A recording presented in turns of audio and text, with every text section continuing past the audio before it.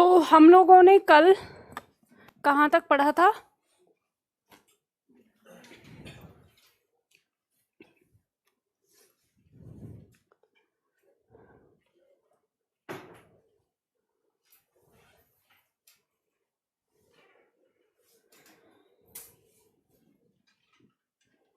विभावना तक पढ़ा था ना।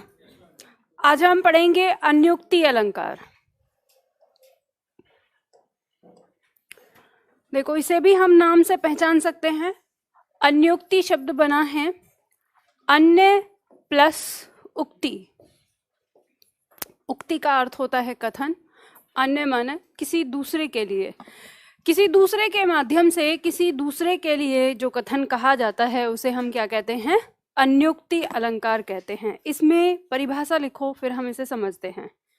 लिखो, जहां अप्रस्तुत को जहां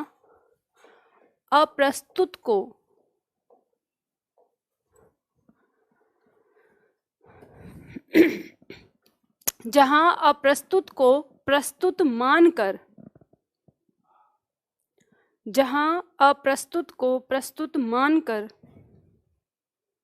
वर्णन किया जाता है,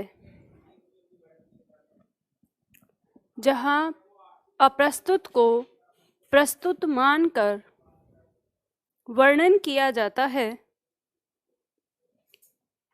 वहां अन्युक्ति अलंकार होता है।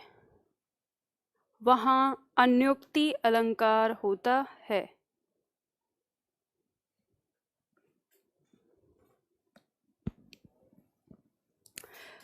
पहचान देखो, इसकी पहचान कह रही है कि जिन पंक्तियों के दो दो अर्थ होते हैं, एक शब्दार्थ होता है और एक भावार्थ होता है, तो इससे आप पहचान सकते हो अन्युक्ति अलंकार।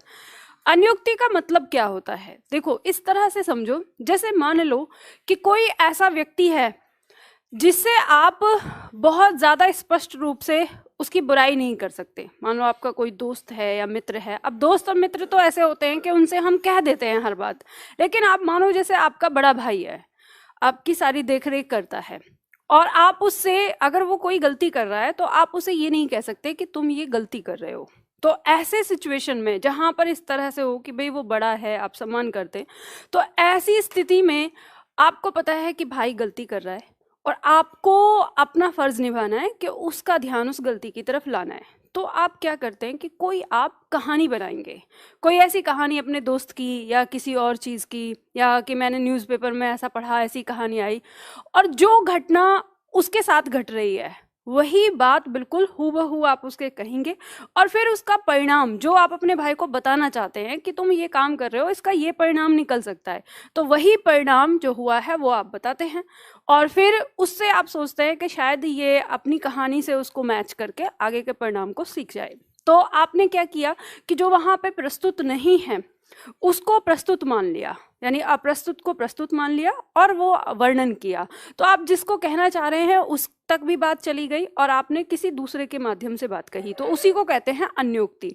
अब इसमें क्या हुआ कि आपने जो बात कही है, एक तो उसमें शब्दार्थ है जो आप शब्द से शब्द कहना चाहते हैं, और भावार्थ क्या है? भावार्थ वो है जो सामने वाला समझे, कि उसे समझ में आ जाए कि जैसी घटना ये हुई है वैसी घटना मेरे साथ भी हो सकती है।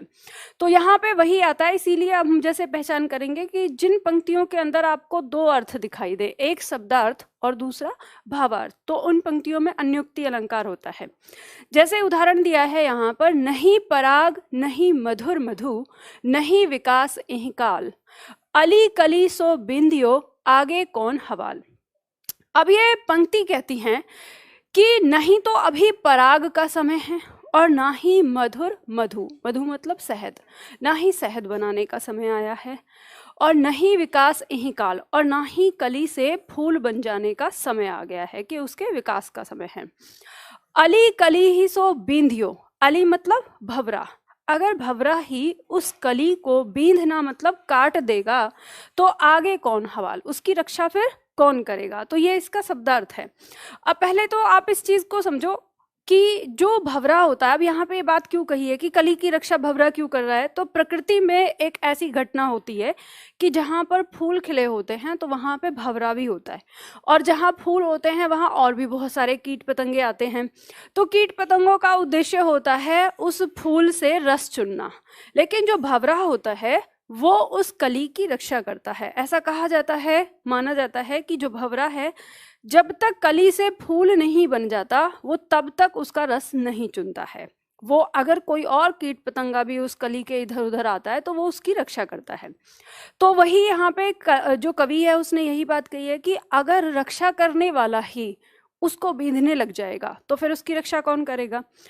तो इन पंक्तियों में दो अर्थ हैं। एक तो शब्दार्थ जो हमने देखा कि अगर भंवरा ही कली को काट देगा तो उसकी रक्षा कौन करेगा। अब इसका भावार्थ ये है कि जो जैसे किसी भी चीज की रक्षा करने वाला यानी रक्षक ही अगर भक्षक बन जाएगा तो फिर इंसान जो न्याय की दुहाई किससे करेगा। तो इसका भावार्थ निकलता है। पर इन पंक्तियों का प्रयोग कब हुआ था? बिहारी जी ने इन पंक्तियों का प्रयोग किया था अपने राजा के लिए। तो हुआ ये था कि बिहारी जी जिस दरबार में रहते थे, तो जयसिंह शायद राजा का नाम बोला जाता है, मुझे याद नहीं है इस समय, तो उस राजा ने एक नाबालिग लड़की से विवाह कर लिया था। कोई लड़की बहुत सुंदर थी तो उसने नाबालिग कन्या से विवाह कर लिया और उसके ही प्यार में वो पड़ गया था। तो तब कवि ने, अब कवि ऐसे तो कह नहीं सकता राजा से कि भाई आप ये कर रहे हो, ये गलत है, तो उन्होंने ये पंक्तियां लिखकर भेजी थी उनके पास। तो इसका मतलब यही था कि जब राजा ही इस तरह से करेगा कि एक नाबालिग कन्या से विवाह कर लिया तो बाकी जनता क्या करेगी। तो ये तो आपको ध्यान रखना चाहिए उस चीज का। तो इन पंक्तियों में दो अर्थ आ जाते हैं। तो मान लो अगर हमें ये ना भी पता हो कि ये कब लिखी गई पंक्तियां, कि इनमें कौन सा अलंकार दिया है, तो फिर भी हमको ये बात समझ में आता है, इसका जो भावार्थ है हमें वो समझ में आता है कि अगर रक्षक ही भक्षक बन जाएगा तो फिर न्याय की गुहाई हम किससे लगाएंगे। ठीक है, तो यहाँ पर इसमें अन्योक्ति अलंकार है, दो अर्थ आ रहे हैं। दूसरा पॉइंट हम देखते हैं तो कह रहा है माली आवत देख के कलियां करें पुकार, फूले फूले चुन लिए काल हमारी बार। पंक्ति का अर्थ समझ में आया? यहाँ पे कह रहा है कि माली को आते हुए देखकर जो कलियां हैं वो पुकार करने लगी हैं। फूले फूले मतलब फूल फूल आज चुन लिए हैं, और काल हमारी बार, ध्यान देना यहाँ होना चाहिए था कल हमारी बार, लेकिन यहाँ लिखा है काल। इस काल शब्द से ही हमें पता चल गया कि इसके अंदर दूसरा अर्थ है, उसने दिया है, क्योंकि काल शब्द जो है वो यमराज के लिए भी प्रयोग में किया जाता है। तो इसका भावार्थ ये है कि जब कवि ने इसको बनाया तो उसका उद्देश्य यह था कि जब यमराज आता है और मनुष्य के पास आने लगता है और उसे लेके चला जाता है तो जो कलियां हैं वो पुकार करने लगती है। मतलब फूले फूले, जिसकी मृत्यु थी उसको तो वो ले गया, अब उसके आसपास बैठ के जो लोग रो रहे हैं वो इसलिए नहीं रो रहे कि वो चला गया, उन्हें कोई फर्क नहीं पड़ा कि वो चला गया, उन्हें अभी अभी एहसास हुआ है कि फूले फूले चुन लिए, जिसकी आज मृत्यु थी उसको तो ये ले गया और कल हमारी बारी है। और इसलिए रो रहे हैं कि माली आवत देख के, यानी मृत्यु को देखकर सब लोग जो है रो रहे हैं, चिल्ला रहे हैं। आपने देखा होगा जब कभी किसी की मृत्यु होती है और आप कभी गए हों, शमशान घाट गए हों या वहां पर, और जैसे वो आदमी जल जाता है तो वहां से जो लौटता है ना व्यक्ति, वो बड़ा ही एक होके ऐसे दृष्टांत देते हुए आता है, अरे कुछ नहीं रखा इस जीवन में, फलना देखो आदमी क्या था, 2 मिनट में खत्म हो गया सब कुछ और ये सब बेकार है, अरे प्यार मोहब्बत से रह लो, कोई लड़ने झड़ने में कुछ नहीं रखा। इतने सारे वो दृष्टांत देते हुए दिखेगा। क्यों? क्योंकि उसको अभी अभी एहसास हुआ है कि कल उसे भी जाना है, वो देख के आया अपनी मंजिल के मुझे कहाँ तक पहुंचना है। पर फिर क्या होता है, ये कुदरत ने एक बहुत गंदी चीज बनाई है मानव के साथ, भूल जाना। वो भूल जाता है, ठीक है, तो वो भूल जाता है तो फिर उसी डर्रे पे चलने लगता है जैसे है ही।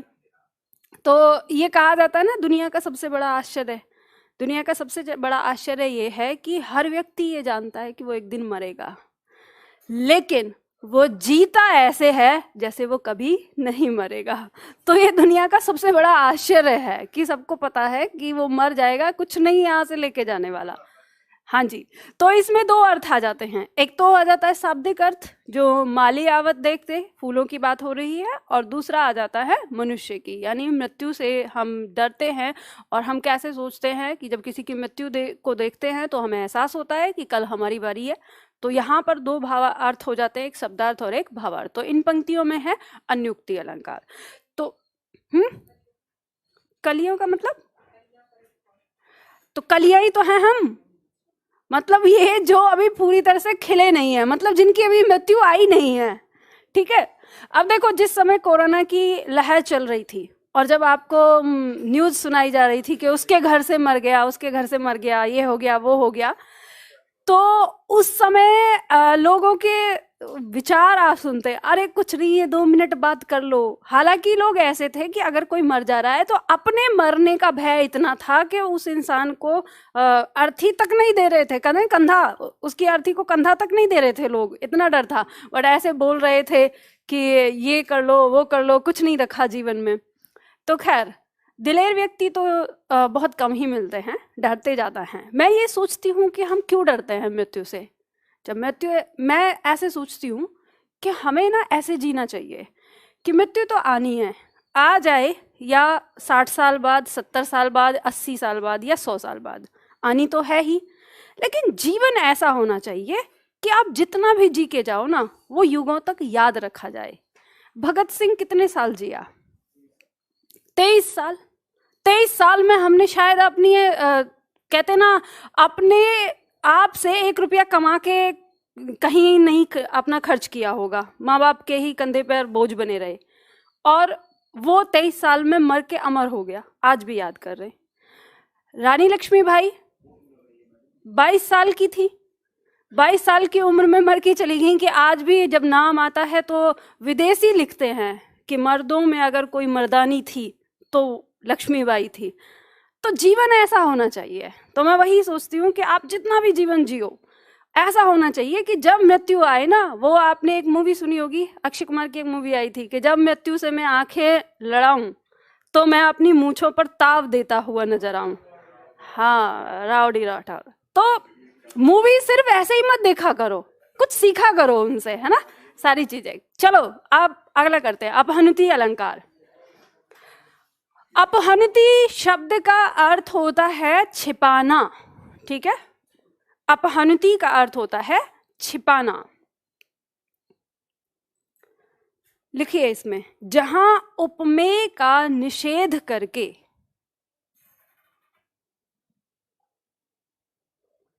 जहां उपमेय का निषेध करके उपमान होना सिद्ध किया जाए। जहां उपमेय का निषेध करके उपमान होना सिद्ध किया जाए, वहां अपहनुति अलंकार होता है। वहां अपहनुति अलंकार होता है।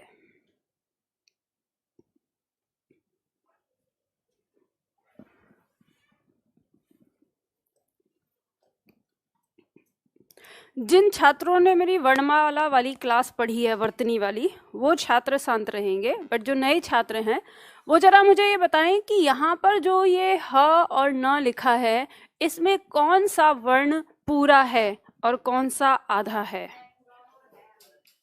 न पूरा है और ह आधा है, पक्का? बाकी सब लोग बताओ। लेकिन आधा तो न दिख रहा है। अच्छा, इसका मतलब आपने मेरी क्लास देखी है। मैंने इसीलिए कहा था कि जिसने क्लास नहीं, जिसने की है वो शांत रहे, जिसने नहीं की है ध्यान देना। जब आप इसको लिखें कहीं पर आपको ये ऐसे भी लिखा हुआ मिल सकता है, ठीक है? तो इसका मतलब यही होता है, न के ऊपर उ की मात्रा है, तो अपहनुति, ठीक है? तब हम इसे पढ़ते हैं, तो इस शब्द को ध्यान दीजिएगा। आजकल ऐसा आ गया है कि हमारे छात्र इन शब्दों को पहचान ही नहीं कर पाते हैं कि क्या लिखा हुआ है इसमें।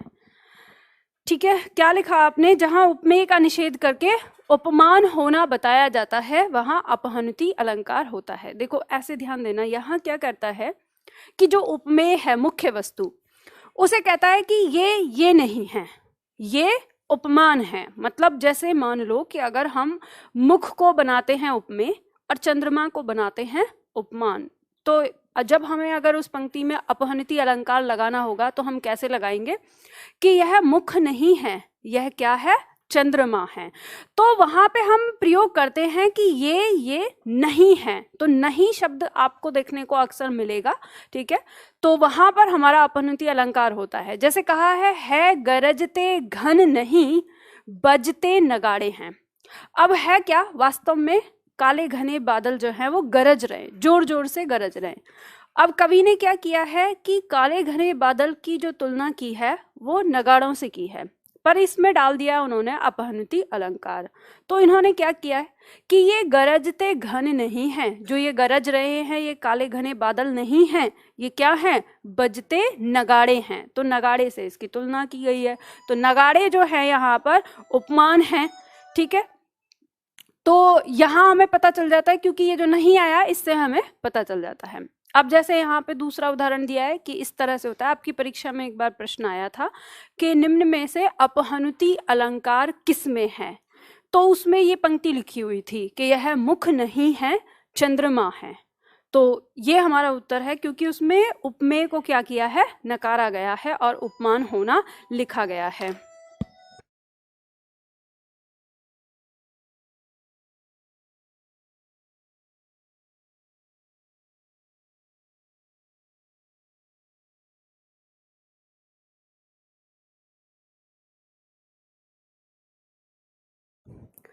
तो ये बात समझ में आ गई आपको।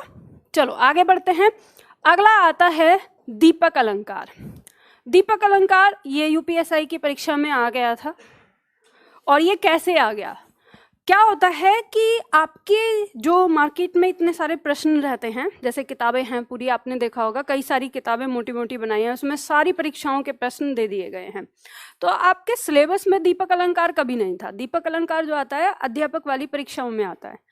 अब कैसे परीक्षक ने इसे वहां से उठा के यूपीएसआई वाली परीक्षा में रख दिया, तो इसलिए मैं आप लोगों को सारी चीजें पढ़ाती हूँ कि जितने आपके पूछे जाते हैं तो कहीं से भी अगर पूछ ले तो आप पहचान सको।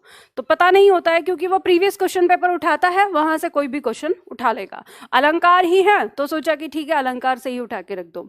तो लिखो, इसकी परिभाषा लिखो दीपक अलंकार की। जहां प्रस्तुत या अप्रस्तुत, जहां प्रस्तुत या अप्रस्तुत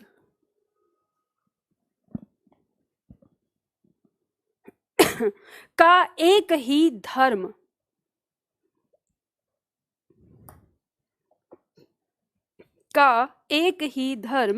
स्थापित किया जाता है,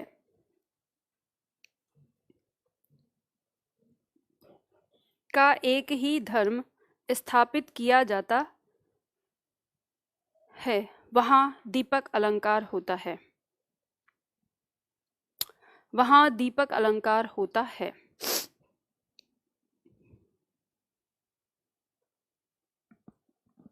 इस परिभाषा को इस तरह से याद कर लेना, आपकी परीक्षा में इसी तरह से पूछा जाता है। अर्थात करके लिखो, समझ लेंगे। अर्थात एक ही प्रकार का गुण, अर्थात एक ही प्रकार का गुण अन्य कई वस्तुओं में, अर्थात एक ही प्रकार का गुण अन्य कई वस्तुओं में दिखाई दे, अन्य कई वस्तुओं में दिखाई दे। देखो, दीपक अलंकार किसे कहते हैं? जिस प्रकार से एक दीपक होता है, आपने देखा होगा कि दीपक है, इसकी लौ है, इससे प्रकाश निकल रहा है चारों तरफ। जब इससे प्रकाश निकलता है तो यहाँ रखी वस्तु ये भी दिखती है हमें, यहाँ रखी, यहाँ रखी, यहाँ रखी, यानी चारों दिशाओं की वस्तु हमें दिखाई देती है। तो इसी तरह से जो दीपक अलंकार जब बनाया जाता है तो उसमें क्या करते हैं या कि ये एक उपमान रख लेता है और उस एक उपमान की तुलना कई अलग अलग उपमेय से करता है, या फिर एक उपमेय रख लेगा और उस एक उपमेय की तुलना अलग अलग उसके जैसे उपमानों से करता है। तो जिसमें दो से अधिक उपमान आ जाते हैं, दो या दो से अधिक, तो वहां पर हमारा क्या हो जाता है, दीपक अलंकार हो जाता है। मतलब उसके जैसा दिखाता है कि ये जो चीज है इसमें इस तरह से है। तो जहां पर दो या दो से अधिक उपमेय या उपमान हो किसी चीज को बताते हुए, तो वहां दीपक अलंकार हो जाता है। पहचान के लिए लिखा है एक उपमेय के कई सारे उपमान अथवा एक उपमान का कई सारे उपमेय। जैसे उदाहरण देखेंगे, उदाहरण दिया हुआ है, देखे ते मन ना भरे, तन की मिटे न भूख, बिन चाखे रस ना मिले, आम कामनी ऊख। अब यहाँ पे क्या है, गुण भी कई सारे दिए हुए हैं और जो जिनके बारे में बात हो रही है यानी उपमेय वो भी कई सारे दिए हैं। तो यहाँ पे कहा है कि आम, कामिनी और ऊख। ऊख माने ईख को कहते हैं, ठीक है, गन्ने के लिए आएगा ये। कामनी का मतलब है सुंदर स्त्री, और आम वही जिसे आप अंग्रेजी में मैंगो कहते हैं, ठीक है। तो इन तीनों के गुण बताए जा रहे हैं। तीन इसमें उपमेय दिए हैं, तो तीन ही उनके गुण आगे बताए गए हैं कि देखे से मन ना भरे, मतलब आम इतना सुंदर लगता है देखने में कि उसे देखने से मन नहीं भरता, देखते रहते हैं। आपने देखा होगा जब आम आते हैं सुंदर लगता है। तन की मिटे न भूख, और जब तक उसे खाया नहीं जाएगा तो जो मन में भूख लगी है वो नहीं मिटती है। बिन चाखे रस ना मिले, और जब तक उसको चखकर नहीं देखा जाएगा उसका रस कैसा होता है ये पता नहीं चलेगा। उसी तरह से कामनी, अब कोई सुंदर स्त्री होती है तो सुंदर स्त्री को देखकर क्या होता है, देखे से मन ना भरे। अब जिसको देखना है, जिसको ताड़ना है वो ताड़ेगा ही, ठीक है, बार बार बार बार। तन की मिटे न भूख, और ये भी है वासना मन में पैदा होती है, और जब तक आप उसका भोग नहीं करते तब तक आपको उसके आनंद की प्राप्ति नहीं होती। उसी तरह से आता है ईख। ईख की बात करें तो वह भी देखने में बहुत सुंदर लगता है, गन्ना, और इसी तरीके से मन में जो उसे खाने की इच्छा जागृत होती है वो तब तक नहीं मिटती है जब तक खाए नहीं, और जब तक वो चखा नहीं जाएगा तब तक उसके आनंद का हमें पता नहीं चलता है, ठीक है। तो यहाँ पर तीनों के लिए अलग अलग बात कही, यानी इसके लिए ये तीन अलग, इसके लिए ये तीन अलग। तो इस तरह से जब भी किसी पंक्ति के अंदर होगा वहां पर क्या होता है, दीपक अलंकार होता है, ठीक है। आगे बढ़ते हैं, अगला आता है प्रतीप अलंकार। प्रतीप अलंकार की परिभाषा लिखिए, जहां उपमान को उपमेय से कम, जहां उपमान को उपमेय से कम अथवा उपमेय को उपमान से अधिक, जहां उपमान को उपमेय से कम अथवा उपमेय को उपमान से अधिक गुणवान दिखाया जाए, गुणवान दिखाया जाए, वहां प्रतीप अलंकार होता है, वहां प्रतीप अलंकार होता है। गुणवान दिखाया जाए, वहां प्रतीप अलंकार होता है। पूर्ण विराम लगा के लिखो, यह उपमा अलंकार का उल्टा होता है, यह उपमा अलंकार का उल्टा होता है। जहां उपमेय को उपमान से कम अथवा उपमेय को उपमान से अधिक गुणवान दिखाया जाए, वहां प्रतीप अलंकार होता है। यह उपमा अलंकार का उल्टा होता है।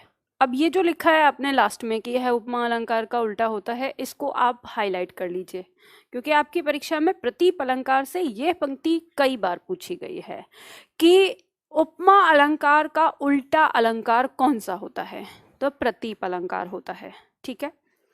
इसके साथ साथ इसे आपको समझना है, यहाँ पे कहा है कि जो उपमान है उसको उपमेय से कम, जैसे मान लो जिससे हम तुलना कर रहे हैं उसको मुख्य वस्तु से कम गुणवान दिखाया जाएगा, या फिर उपमेय को जो जिससे तुलना कर रहे हैं, यानी मुख्य वस्तु को जिससे उसकी तुलना हो रही है उससे ज्यादा गुणवान दिखाया जाएगा। तो इस तरह से हो सकता है, जैसे हम मुख की तुलना चंद्रमा से कर रहे हैं तो हम ये कहेंगे कि मुख बहुत अधिक सुंदर है चंद्रमा की तुलना में। तो यहाँ पे क्या हो गया, चंद्रमा से हमने ज्यादा अधिक उसका गुणगान कर दिया। या हम ये कहेंगे कि चंद्रमा कम सुंदर है मुख की तुलना में। तो यहाँ पर ये दोनों ही बातें एक ही बात को सिद्ध कर रही हैं, बस ये कहने का तरीका बदल रहा है। तो यहीं पे ये प्रतीप अलंकार होता है। जैसे उदाहरण हमारा दिया है, चंद्रमा मुख के समान सुंदर है। तो उपमा अलंकार में हमने क्या कहा था कि मुख चंद्रमा के समान सुंदर है, और यहाँ हम उल्टा कह रहे हैं कि चंद्रमा मुख के समान सुंदर है। तो इसमें सुंदर हम ज्यादा किसको दिखा रहे हैं, मुख को ज्यादा सुंदर दिखा रहे हैं। तो यहीं पे हमारा क्या हो गया, प्रतीप अलंकार हो जाता है। जग प्रकाश तब जस करे, वृथा भानु यह देख। पंक्ति कहती है कि जब किसी के जीवन में, जस मतलब यश यानी प्रसिद्धि, जब किसी के जीवन में उसकी प्रसिद्धि प्रकाश करने लगती है, उजाला करने लगती है, अर्थात जब किसी के जीवन में प्रसिद्धि ज्यादा फैलने लगती है, तो वृथा भानु यह देख। भानु मतलब सूर्य, सूर्य कैसा लगता है, वृथा मतलब बेकार। फिर उसको क्या लगता है, सूरज की रोशनी जो है बेकार लगती है, क्योंकि उसके जीवन में यश की रोशनी फैल रही है। तो स्वाभाविक सी बात है, यहाँ पे सूरज की रोशनी को क्या किया है, कम दिखा दिया है। तो यही हमारा क्या हो गया, प्रतीप अलंकार कहलाता है। यहाँ पर आपके अलंकार समाप्त हो जाते हैं। अब जो अध्यापक की कुछ परीक्षाएं होती हैं उनमें अलंकार के ये दो नाम आते हैं जो दिए गए हैं। अब ये दो नाम कैसे हैं, जैसे आपने शब्द अलंकार और अर्थ अलंकार को समझा ना, वैसे ही है कि शब्द अलंकार कौन से होते हैं, जिनमें शब्दों के माध्यम से चमत्कार होता है। तो अनुप्रास, यमक, श्लेष, ये सब क्या है, हमारे शब्द अलंकार हैं। अब यहाँ पे इसी तरह से संकर और संसृष्टि अलंकार की बात कर रहा है। तो संकर अलंकार हम उन अलंकारों को कहते हैं जहां एक ही स्थान पर एक से अधिक अलंकार नीर क्षीरवत, नीर माने पानी और क्षीर माने दूध, ठीक है। तो पानी और दूध की भांति, अगर मान लो हमने एक गिलास में पानी लिया और एक गिलास में दूध और दोनों को आपस में मिला दिया, तो आप उसमें अंतर कर पाएंगे क्या कि कौन सा दूध है कौन सा पानी है, नहीं। मतलब वो क्या होता है, पूरी तरह से मिल जाता है। तो इसका कहने का मतलब है कि अगर किसी पंक्ति में कोई दो अलंकार ऐसे मिले हों कि आप उन्हें अलग ना कर पाए कि कहाँ से लेके कहाँ तक ये अलंकार है और कहाँ से लेके कहाँ तक ये अलंकार है, तो वहां पे हमारा क्या होता है, संकर अलंकार होता है। जैसे आपने उदाहरण देखा था, उषा सुनहरे तीर बरसाती जय लक्ष्मी सी उदित हुई। अब इस पंक्ति में जय लक्ष्मी सी भी दिया हुआ है, तो ये कहा है कि जो सुबह है वो कैसे जयलक्ष्मी के समान तीर बरसाते हुए उग रही है। तो इसमें उपमा अलंकार भी है और इसके साथ साथ इसमें मानवीकरण भी है। तो इस पंक्ति के अंदर अगर आपसे पूछ लिया जाए कि अलंकार का कौन सा भेद है, तो हम कहेंगे संकर अलंकार, ठीक है। इसी तरह से हमने कहा था कि काम सा रूप है प्रताप दिनेश सा, ऐसा जो लिखा हुआ था, तो उसमें क्या था, उपमा भी है उसमें और उल्लेख भी है, दोनों कैसे हैं, निर्क्षीरवत मिले हुए हैं, हम अलग नहीं कर सकते। तो वो हमारा क्या होता है, संकर अलंकार होता है। बात समझ में आ गई ना। तो जिनकी परीक्षाओं में अगर आता है कि संकर अलंकार कैसे होंगे, तो आप ही समझ लेंगे कि वो निर्क्षीर मतलब दूध पानी की भांति मिले हुए होते हैं, उनमें अंतर नहीं किया जा सकता। तो दो या दो से अधिक अलंकार होते हैं। संसृष्टि अलंकार की जब बात आएगी, तो जहां दो अथवा दो से अधिक अलंकार परस्पर मिलकर भी अलग अलग स्पष्ट रहें, वहां संसृष्टि अलंकार होता है। अब इसमें कैसे होता है कि जैसे मान लो ऊपर पंक्ति दी हुई है आपकी, इस पंक्ति में कोई दूसरा अलंकार आया हुआ है, लेकिन इसका अर्थ जो है वो नीचे तक जाके पूरा होता है। तो यहाँ पर भी इसका दिया हुआ और यहाँ कोई दूसरा अलंकार दिया हुआ है, तो आप आराम से दो पंक्तियों के टुकड़े करके इसको अलग कर सकते हैं, इसको अलग कर सकते हैं कि इतना इधर हो गया इतना इधर। तो जब ऐसे अलंकार होते हैं वहां पर हम क्या बोलते हैं कि संसृष्टि अलंकार है। इसमें समझ गए बात को। तो इस तरह से दो आते हैं अगर कभी किसी की परीक्षा में आए, तो जिनको अध्यापक वाली परीक्षाएं करनी है उनके लिए। अब देखो, जिन छात्रों को अध्यापक वाली परीक्षाएं पढ़नी है उनके अलंकार यहाँ समाप्त नहीं होते, लास्ट में दिए हुए हैं आपको। कुछ अन्य अलंकार और कुछ अन्य अलंकार में मैंने जिस प्रकार से आपको समझाया है उसी प्रकार से यहाँ पर परिभाषा लिखकर उसकी व्याख्या भी मैंने साथ में दे दी है और उसकी पहचान भी दे दी है। तो आप आराम से पहचान कर सकते हैं कि कौन सा अलंकार किस तरह से हमें पहचानना है। तो जिनकी परीक्षाओं में ये आता है या जिन्हें अध्यापक वाली परीक्षाएं देनी हैं तो वे छात्र इन जो दिए हुए अलंकार हैं इन्हें आप देख सकते हैं, ठीक है, पढ़ लेना इन्हें। और अगर ये रहे कि नहीं मैम आप करा दो तो फिर मैं इनको ये जो अलंकार हैं इनको मैं YouTube पर करा दूंगी, तो वो वीडियो आपको भी क्लास में डाल दूंगी। पर अभी तुरंत नहीं कह रही, इसलिए मैं कह रही हूँ आप लोग याद करना। क्योंकि ऐसा क्यों, तो ध्यान रखना आप अध्यापक बनना चाहते हैं जीवन में, और अध्यापक कभी किसी के सहारे नहीं चलता है, वो थोड़ी सी हिंट लेता है अपने गुरुजनों से और उसके बाद वो खुद गुरु बनता है। तो आपको ये चीज़, ये ट्रेनिंग सीखनी पड़ेगी। क्योंकि कई सारे छात्र पीछे कह रहे थे मैम पूरा नहीं करवाया है, कैसे होगा हमारा। तो आप जब अध्यापक बनने की कल्पना कर रहे हैं भविष्य में, तो आज ही अध्यापक बन जाइए।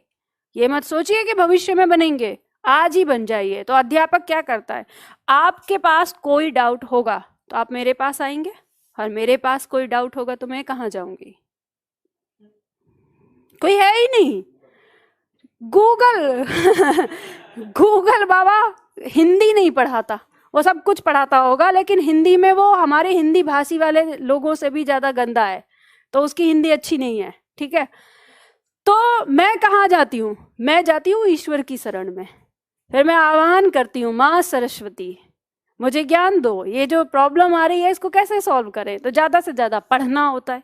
जब ज़्यादा से ज़्यादा पढ़ते हैं, उसका अभ्यास करते हैं, तो अपने आप हमें समझ में आता है। तो मैं इसलिए ये चीज़ कह रही हूँ कि जो कुछ चीज़ें आपकी मैं देती हूँ कि इन्हें पढ़ लेना, तो उन्हें पढ़ा करो। ये मत सोचो कि मैडम ने नहीं बताया, मैं तो बता दूंगी जैसा टाइम मिलेगा उसके हिसाब से। इसीलिए मैंने कहा है कि आज तक मैंने प्रॉपर क्लास नहीं शुरू करी अध्यापक वाली, क्योंकि अगर अध्यापक वाली प्रॉपर क्लास शुरू करेंगे तो बहुत कुछ ऐसा होता है जो आपको सिखाने के लिए है। तो जब हम लेंगे क्लास की, जिस समय मैं ट्रेनिंग के लिए शुरू करूंगी उन समय मैं सारी पढ़ा दिया करूंगी, पर अभी पहले आपको पढ़ना है। तो अब आप लोगों ने जाके अभ्यास किया था इसमें, अच्छा पहले एक बार आपको रिवीजन करा देती हूँ जो हमने पढ़ा है शुरू से लेके अभी तक। शब्द अलंकार में पढ़ा था अनुप्रास अलंकार। अनुप्रास अलंकार के कितने भेद थे, अब बोलो, आवाज आनी चाहिए माइक तक। कौन कौन सा, छेकानुप्रास, वृत्यानुप्रास, लाटानुप्रास, अंत्यानुप्रास और श्रुत्यानुप्रास। छेका में कितने वर्ण की आवृत्ति, 2 वर्ण की। वृत्या में 2 या 2 से अधिक। लाटा में वाक्य या उपवाक्य की आवृत्ति, और अंत्या में अंतिम अक्षर की आवृत्ति, और श्रुत्या में त वर्ग की आवृत्ति। श्लेष अलंकार एक शब्द के 2 या 2 से अधिक अर्थ, और यमक में 2 या 2 से अधिक अर्थ और सबके अलग अलग अर्थ, ठीक है। आगे हमने देखा उपमा अलंकार। उपमा अलंकार में पहचान क्या करनी है, सा सी सो सम जैसे शब्द देखने को मिलेंगे। रूपक अलंकार में उपमेय रूपी उपमान, यानी उपमेय उपमान के बीच में योजक चिन्ह देखने को मिलेगा, और जहां योजक चिन्ह हो वहां देखना है कि उपमेय उपमान का जोड़ा है या नहीं। उत्प्रेक्षा अलंकार में मानो, मनो, ज्यों आदि शब्द होंगे जिसका अर्थ होगा मानो की। अतिशयोक्ति में किसी बात को बढ़ा चढ़ाकर प्रयोग किया जाएगा। विरोधाभास में जहां विरोधी बात कही हो या कोई पंक्ति में विलोम शब्द दिखने को मिले। मानवीकरण में मानव की चेष्टाओं का आरोप होगा, ठीक है। असंगत अलंकार, असंगत अलंकार में कार्य और परिणाम में मेल नहीं होगा, कार्य कहीं और होगा और उसका रिजल्ट कहीं और आएगा। उल्लेख अलंकार में एक वस्तु का अनेक प्रकार से उल्लेख होगा। संदेह अलंकार में या अथवा शब्द देखने को आपको मिलेंगे। स्थिति क्या होगी, या तो ये या तो ये। भ्रांतिमान में जहां समझकर या जानकर जैसे शब्दों का प्रयोग मिलेगा या इसका अर्थ रखने वाले शब्दों का प्रयोग मिलेगा। व्यतिरेक अलंकार में क्या होगा, उपमेय में गुण व उपमान में दोष दिखाया जाएगा। यानी देखो, प्रतीप अलंकार और व्यतिरेक अलंकार कुछ कुछ एक जैसे मान लिए जाते हैं। अगर आपको किसी पंक्ति के अंदर ये लगे कि इसमें व्यतिरेक अलंकार है, कि इसमें उपमान में दोष दिखाया गया है, और ऑप्शन में आपको व्यतिरेक न देखने को मिले, तो ऑप्शन में आपको प्रतीप अलंकार देखने को मिलेगा, तो आप उत्तर प्रतीप लगा कर आ जाए। या अगर कभी ऐसा हो कि आपको पंक्ति में दिख रहा है कि इसमें प्रतीप होना चाहिए लेकिन प्रतीप अलंकार ऑप्शन में नहीं है, तो वहां पर व्यतिरेक लगा सकते हैं। ये दोनों एक जैसे होते हैं लगभग, ठीक है। दृष्टांत अलंकार में पंक्ति में कोई कहावत या लोकोक्ति या मुहावरे का प्रयोग देखने को मिलेगा आपको। विभावना अलंकार में बिना, बिनु, बिन, यानी कार्य जो होगा मतलब साधन नहीं होगा लेकिन उसका परिणाम जरूर निकलता हुआ दिखेगा। अन्योक्ति में दो अर्थ होंगे पंक्ति के, शब्दार्थ और भावार्थ। अपहनुति अलंकार में पंक्ति में नहीं शब्द देखने को मिलता है। अपहनुति मतलब छिपाना, और हम छिपाते कैसे हैं, नहीं करके। मान लो हम कहें कि तुम्हारे पास किताब है और हमको किताब छिपानी है, तुम क्या कहेंगे, नहीं मेरे पास किताब नहीं है। तो कहने का मतलब है अपहनुति मतलब छिपाना, तो नहीं का प्रयोग करेंगे। प्रतीप अलंकार गुण में उपमेय अधिक होगा और उपमान कम होगा। दीपक अलंकार में एक उपमेय के कई सारे उपमान होते हैं। अब यहाँ पे कुछ पंक्तियां दी हुई हैं, आपने अभ्यास किया था घर जाके कि नहीं? नहीं किया? प्रश्नोत्तर किए थे तो वही है, इसमें प्रश्नोत्तर में ही दिए हुए हैं। तो आप ध्यान देना, मैं आप लोगों को प्रश्नोत्तर करवा रही हूँ, और प्रश्नोत्तर करा के इसमें से जो आपको लगे कि ये वाला नहीं बताया गया है तो वो पूछ लेना आप मुझसे, ठीक है, कि किसमें कौन सा है। ये आपको इस तरह से दिया है कि जब आपके पास ऑप्शन ना हो तो आप कैसे निकालेंगे कि कौन सा अलंकार इसमें है। तो ये जरूर जाके करना आप घर पे। अच्छा ये बताओ, कल क्लास लेना चाहोगे कि नहीं? कितने छात्र हैं जो कल आ सकते हैं? आ जाएंगे? तुम लोग नहीं जा रहे हो घर?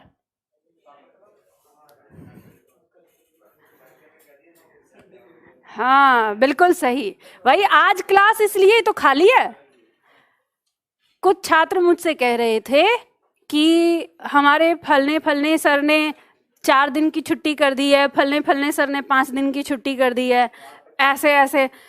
तो अब जिन टीचर का नाम लिया था, तो मैं यहाँ नाम तो नहीं लूंगी, आप समझ जाना, क्योंकि मैं उनको अच्छी तरह से जानती हूँ, मैं उनकी जीवन शैली को अच्छी तरह से जानती हूँ। उनकी जीवन शैली क्या है, उन्होंने अपने परिवार से ये प्रॉमिस की हुई है कि साल में 1 इंटरनेशनल और 2 नेशनल ट्रिप आपको करवानी है 8 दिन की।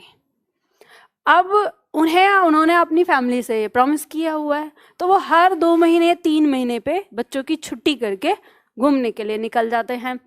अब ये मुझे एक बात समझ में नहीं आती, अभी पिछले महीने भी वो गए थे, तो क्योंकि जब वो जाते हैं तो एक टीचर लोगों का एक सर्कल हो जाता है ना, तो मेरे पास भी निमंत्रण आया था कि श्रीलंका जाना है, चलेंगी? तो मैंने कहा नहीं आप ही जाओ, मैं तो वैसे ही इतना ज़्यादा मेरी तो छुट्टी हुई थी इस साल में घर के कामों की वजह से, मैंने कहा नहीं जाना। तो मैं वही चीज़ सोच रही थी कि अब वो छुट्टी करके जा रहे हैं यहाँ पर, तो वो न्यू ईयर पे यहाँ से जा रहे हैं, वो श्रीलंका जा रहे हैं घूमने के लिए। नहीं, मुझे तो श्रीलंका के बारे में पता चला कि वहाँ जा रहे हैं, और हो सकता है कि वो अगले महीने का हो, क्योंकि मुझे ये बताया गया था कि जा रहे हैं, वो जाते रहते हैं अगले महीने और इन सारे पे। तो मैं वही सोच रही थी कि अब ये बताओ, आप लोगों की पढ़ाई है, फीस आप लोगों ने एक बार दे दी, उन्हें क्या ही टेंशन है। और छात्र भी, अगर देखो आप लोगों की छुट्टी हो और आपको खुशी हो रही है, तो समझ लेना कि गलत रास्ते पे चल रहे हो आप।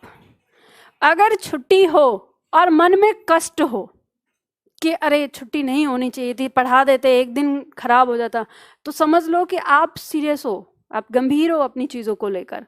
और अगर छुट्टी के नाम पे और ये, अरे बात बताओ, आप लोग 20-21 साल के हो गए, 20-21 साल तक अपने मम्मी पापा के साथ ही तो थे, 2 ही साल तो आपको जीवन में थोड़ा अलग होना है। याद रखो, विद्यार्थी जीवन का ये समय जो होता है ना, 21 से 25 साल के बीच का, अगर इस 21 से 25 साल के बीच में जिस व्यक्ति ने अपना जीवन नरक बना लिया, कहें कि एकदम कुछ नहीं चाहिए उसे, सिर्फ पढ़ाई पढ़ाई और ये सारी चीज, वो पूरी जिंदगी भर मौज करेगा। और जिस व्यक्ति ने इन 5 सालों में बाप के पैसे पर ऐश उड़ा लिया, वो पूरी जिंदगी भर ऐसे ही नरक में सड़ेगा, फिर वो एक एक रुपए का मोहताज हो जाएगा। तो चॉइस आपकी है कि आपको 5 साल अपने आप को ऐसी जिंदगी देनी है या पूरी जिंदगी देनी है। तो यही होता है हमारे साथ भी, देखो सबके साथ होता है, आपके साथ भी ऐसे दोस्त होंगे जो कहते होंगे कि अरे मौज तो बाप के पैसों पे ही होती है, अपने पैसों पे तो खर्चा ही चलता है।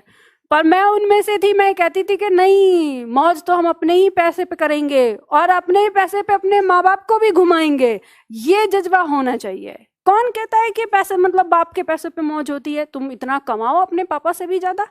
तो लेकिन यही है कि जो जिनको बिगाड़ना होता है वो क्या करेंगे, यही सब बोलेंगे ना। तो बिल्कुल यही चीज है, ठीक है। तो चलो देखो, बताओ जल्दी जल्दी, अब बहुत तेज स्पीड से करना, आज ही से खत्म करेंगे। इसमें हम लगभग 70 क्वेश्चन के आसपास में हैं हमारे, और वो सारे करने हैं। तो इसमें कुछ ऐसे हैं जो हम कर चुके हैं और कुछ वैसे हैं जिन्हें हमें करना है। तो अब हम यहाँ पे देखते हैं कि किस तरह से हम अभ्यास करते हैं। अपने प्रश्नोत्तर, जैसे मान लो आपकी परीक्षा में आ गया, अभी थोड़ी देर के लिए कल्पना कर लेना कि आप परीक्षा में बैठे हुए हो और आपके पास ना तो किताब है, ना आपके पास टीचर है आपका, और कोई नहीं है मदद करने वाला, और प्रेशर है, जल्दी आपको परीक्षा खत्म भी करनी है, ठीक है। तो उस तरह से सोचते हुए, तो कैसे आप सोचोगे? आपकी परीक्षा में प्रश्न आ गया, चरण धरत चिंता करत चितवत चाहू और सुबरन को ढूंढत फिरत कवि व्यभिचारी चोर। आपके पास 2 रास्ते हैं। एक रास्ता तो ये जो आपने क्लास में पढ़ा वो अपने दिमाग में बिल्कुल सेट रखिए कि मैंने क्लास में पढ़ा था, तो सुबरन देखते ही आपको पता चल जाएगा कि इसके अंदर क्या आ गया, हमारा श्लेष अलंकार आ गया। अगर मान लो नहीं याद रहता है, कभी नया सा लग जाता है परीक्षा में जब प्रेशर होता है, तो जैसे ही आप पंक्ति देखेंगे, आप 1 सेकंड में नजर डालिए इधर, पूरा नहीं पढ़ना। दूसरी सेकंड में नजर डालिए कि पूछ क्या रहा है, पूछ रहा है अलंकार। तीसरी सेकंड में नजर डालिए इसके ऑप्शन पर, और ऑप्शन इसमें, अब क्योंकि मैंने आपको बताया है कि कैसे परिभाषाएं आपको याद रखनी है, तो आपको उसी तरीके से इसको ऑप्शन में पढ़ते हुए अलंकार को रिजेक्ट करना है। सबसे पहले दिख रहा है उपमा, आपको पता है सा सी सो सम होना चाहिए, पंक्ति के अंदर कोई नहीं दिखाई दे रहा, काट दो, ठीक है। दूसरा दिख रहा है रूपक, कि आपको योजक चिन्ह वाला दिखना चाहिए, कहीं योजक चिन्ह नहीं दिख रहा है तो काट दो, ठीक है। तीसरा आता है, दूसरा यहाँ पे तीसरा दिया है यमक, कोई एक शब्द 2 या 2 से अधिक बार होना चाहिए, पंक्ति में कोई शब्द पुनरावृत्ति नहीं है, रिपीट नहीं है, तो काट दो। आंसर मिल गया आपको, ठीक है। आ जाएगा श्लेष, और जब आपको लगे कि कहीं दिक्कत है तो आप आराम से पढ़ के देख सकते हो सुबरन शब्द, तो ये दिक्कत हो जाती है। खैर चलो, आवाज आ रही है, अब देखते हैं जब तक होता है, नहीं तो खैर इसको बंद ही रहने दो, या अभी तो चल रहा है ये, फिर चलो तब देखते हैं, ठीक है। तो ये बात आपको समझ में आई किस तरह से करना है। अब ऑनलाइन में जहाँ पे रुका था वो ऐसी जगह पे रुका था कि उन्हें समझ में नहीं आया कि हमने क्या बोला, फिर मैं आपको फिर से समझाती हूँ, हम अगले इस पर करेंगे। तो मैं आपको बता रही थी कि जब आप परीक्षा में जाएंगे तो कोई भी आपको जब हल करना है तो सबसे पहले क्या देखना होता है, प्रश्न देखेंगे, प्रश्न में देखेंगे कि वो हमसे पूछ क्या रहा है। तो नंबर 4 करते हैं हम, तो हम यहाँ पर देखते हैं कि वो हमसे क्या पूछ रहा है, पूछ रहा है अलंकार, अलंकार बताना है। फिर हम देखते हैं अगले ही क्षण कि इसमें कौन कौन से अलंकार उसने हमको दे रखे हैं, ठीक है। तो यहाँ अतिशयोक्ति, उपमा और उत्प्रेक्षा और रूपक दिया हुआ है। तो पंक्ति दी हुई है उस काल मारे क्रोध के, तो जैसे ही दिया है ऐसे हमें यहाँ पे दिख रहा है, शब्द दिया है मानो, लेकिन नहीं तो हम इसे देख सकते हैं कि कह रहा है कि उस काल मारे क्रोध के तन कांपने उनका लगा, मानो हवा के जोर से सोता हुआ सागर जगा। यानी उसका मन में ऐसा क्रोध आ गया जैसे सागर में सुनामी आ जाए। तो इसमें कोई अतिशयोक्ति तो है नहीं, सागर में सुनामी भी आती है और किसी को गुस्सा भी बहुत तेज आता है, तो इससे उसकी तुलना हो सकती है, तो अतिशयोक्ति नहीं है, कट जाएगा। उपमा के लिए हमें क्या चाहिए होता है, सा सी सो सम, तो नहीं है तो ये कट जाएगा। रूपक के लिए क्या चाहिए हमें, योजक चिन्ह, उपमेय उपमान के साथ, ठीक है। तो यह भी नहीं है, तो बच गया हमारे पास क्या, उत्प्रेक्षा। तो इसी तरह से जब भी आप अपना आंसर करेंगे हमेशा ऑप्शन को काट लें। नंबर 5 देखो, अब जल्दी जल्दी से करूं फटाफट। पूत कपूत तो क्यों धन संचय, पूत सपूत तो क्यों धन संचय। हमेशा ध्यान रखना, जब ये पूछा जाएगा अनुप्रास अलंकार के भेद, तो आपको ऑप्शन में अनुप्रास के ही भेद दिए जाएंगे। जैसे दिया छेका, वृत्या, लाटा और अंत्या। तो यहाँ पे आप देख सकते हैं कि पंक्ति की पुनर्वृत्ति हो रही है, तो इसमें क्या हो जाएगा, लाटानुप्रास हो जाएगा। यह आपने पढ़ाई है और कुछ सीखने की जरूरत ही नहीं है। नंबर 6 की बात करेंगे। निम्नलिखित विकल्पों में से शब्द अलंकार को रेखांकित कीजिए, चिन्हित कीजिए। शब्द अलंकार बताना है। यमक, रूपक, व्यतिरेक, प्रतीप, इनमें से शब्द अलंकार कौन सा है। तो यमक पढ़ा है हमने, यमक अलंकार हमारा क्या है, शब्द अलंकार। तो ए आंसर आ जाएगा। अब देखो कुछ चीजों को आप याद रखना पड़ेगा आपको। जहां बिना कारण के कार्य का होना पाया जाए वहां कौन सा अलंकार होगा। बिना कारण के कार्य हो रहा है तो वहां विभावना अलंकार होता है, ठीक है। नीचे लिखे विकल्पों में से कौन सा विकल्प रूपक अलंकार से संबंधित है। रूपक अलंकार से संबंधित कौन सा विकल्प है, ये हमें देखना है। तो अब हम देखेंगे कि रूपक के जैसा, इसका मुख चंद्रमा के समान है, तो के समान किस में आता है, उपमा में। चंद्रमा इसके मुख के समाने है, तो ये तो गलत ही लिखा है। यह चंद्रमा रूपी मुख है, तो चंद्रमा रूपी मुख है, यही हमारा रूपक कहता है।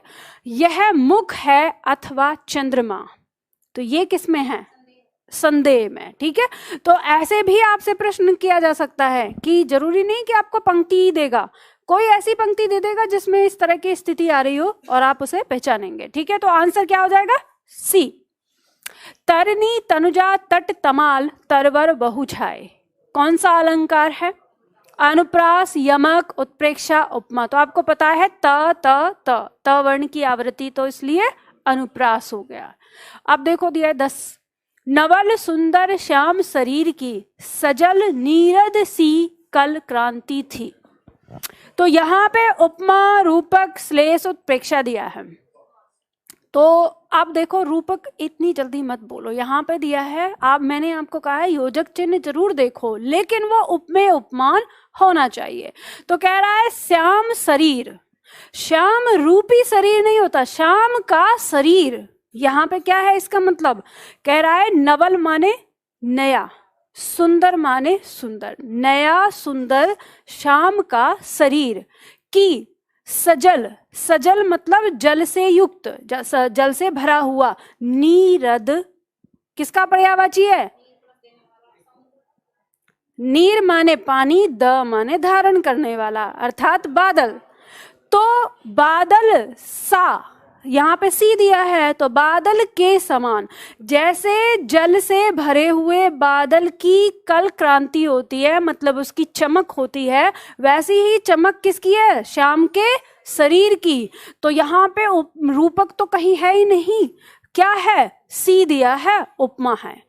बहुत सावधानी से, इसीलिए मैंने आपको कहा है कि केवल योजक चिन्ह देखकर नहीं आप कह सकते। दो है यहाँ पर योजक चिन्ह, एक यहाँ दिया है और एक यहाँ दिया है और यहाँ दिया है। तो योजक चिन्ह देखकर नहीं, योजक चिन्ह देखना है, रूपक, उपमेय और उपमान होना चाहिए योजक चिन्ह में। तो कल क्रांति मतलब कल चमकदार क्रांति, चमक होनी चाहिए उसकी, क्रांति ऐसी दिया है, तो ये भी उपमेय उपमान नहीं है। नीरद सी बादल के समान, तो इसमें भी उपमेय उपमान नहीं है। और श्याम का शरीर, तो कभी हम जब पढ़ते हैं ना योजक चिन्ह, तो योजक चिन्ह में बहुत जगह योजक चिन्ह लगता है, विलोम शब्दों के बीच में लगता है, सहचर शब्दों के बीच में लगता है, कारक चिन्ह हटाकर योजक चिन्ह लगता है, उपमेय उपमान का संबंध दिखाने के लिए लगता है, विशेषण विशेष्य को दिखाने के लिए लगता है, तो बहुत सारी जगह लगता है। तो आपको पहचानना है, उनमें से एक निकालना होता है, ठीक है। आगे देखेंगे हम, पीपर पात सरिस मन डोला। तो आपको पता है यहाँ पे सरिस जो शब्द है वो किसको दिखा रहा है, उपमा को दिखा रहा है के समान, तो इसमें बी हो जाएगा। अब इसको बताओ नंबर 12, सिर झुकाकर तूने नियति की मान ली यह बात, स्वयं ही मुरझा गया तेरा हृदय जल जात। अब यहाँ हम देखेंगे लाटानुप्रास कह रहा है, पंक्ति की आवृत्ति नहीं है तो लाटानुप्रास कट जाएगा। रूपक, रूपक हम देखेंगे, योजक चिन्ह यहाँ दिख रहा है तो कह रहा है हृदय, हृदय, और जलजात का मतलब क्या होता है? अब अर्थ नहीं पता होगा तो फिर फंस जाएंगे आप। जल माने पानी, जात अर्थात जन्म लेने वाला, जो पानी में जन्म लेने वाला है। तो पानी में जन्म लेने वाला मछली हो सकती है, मगर हो सकता है, मगरमच्छ, कमल हो सकता है। अब कैसे अंदाजा लगाएंगे कि यहाँ किसके लिए कहा गया है? तो सबसे पहली चीज तो हृदय की तुलना हो रही है, तो हृदय की तुलना मछली या मगरमच्छ से तो हो नहीं सकती, तो कमल से ही होगी। फिर 2 कदम और आगे जाएंगे तो यहाँ मुरझाने की बात कर रहा है, तो मुरझाएगा कौन? कमल, फूल ही मुरझाएगा। तो हमें पता चल गया हृदय रूपी कमल।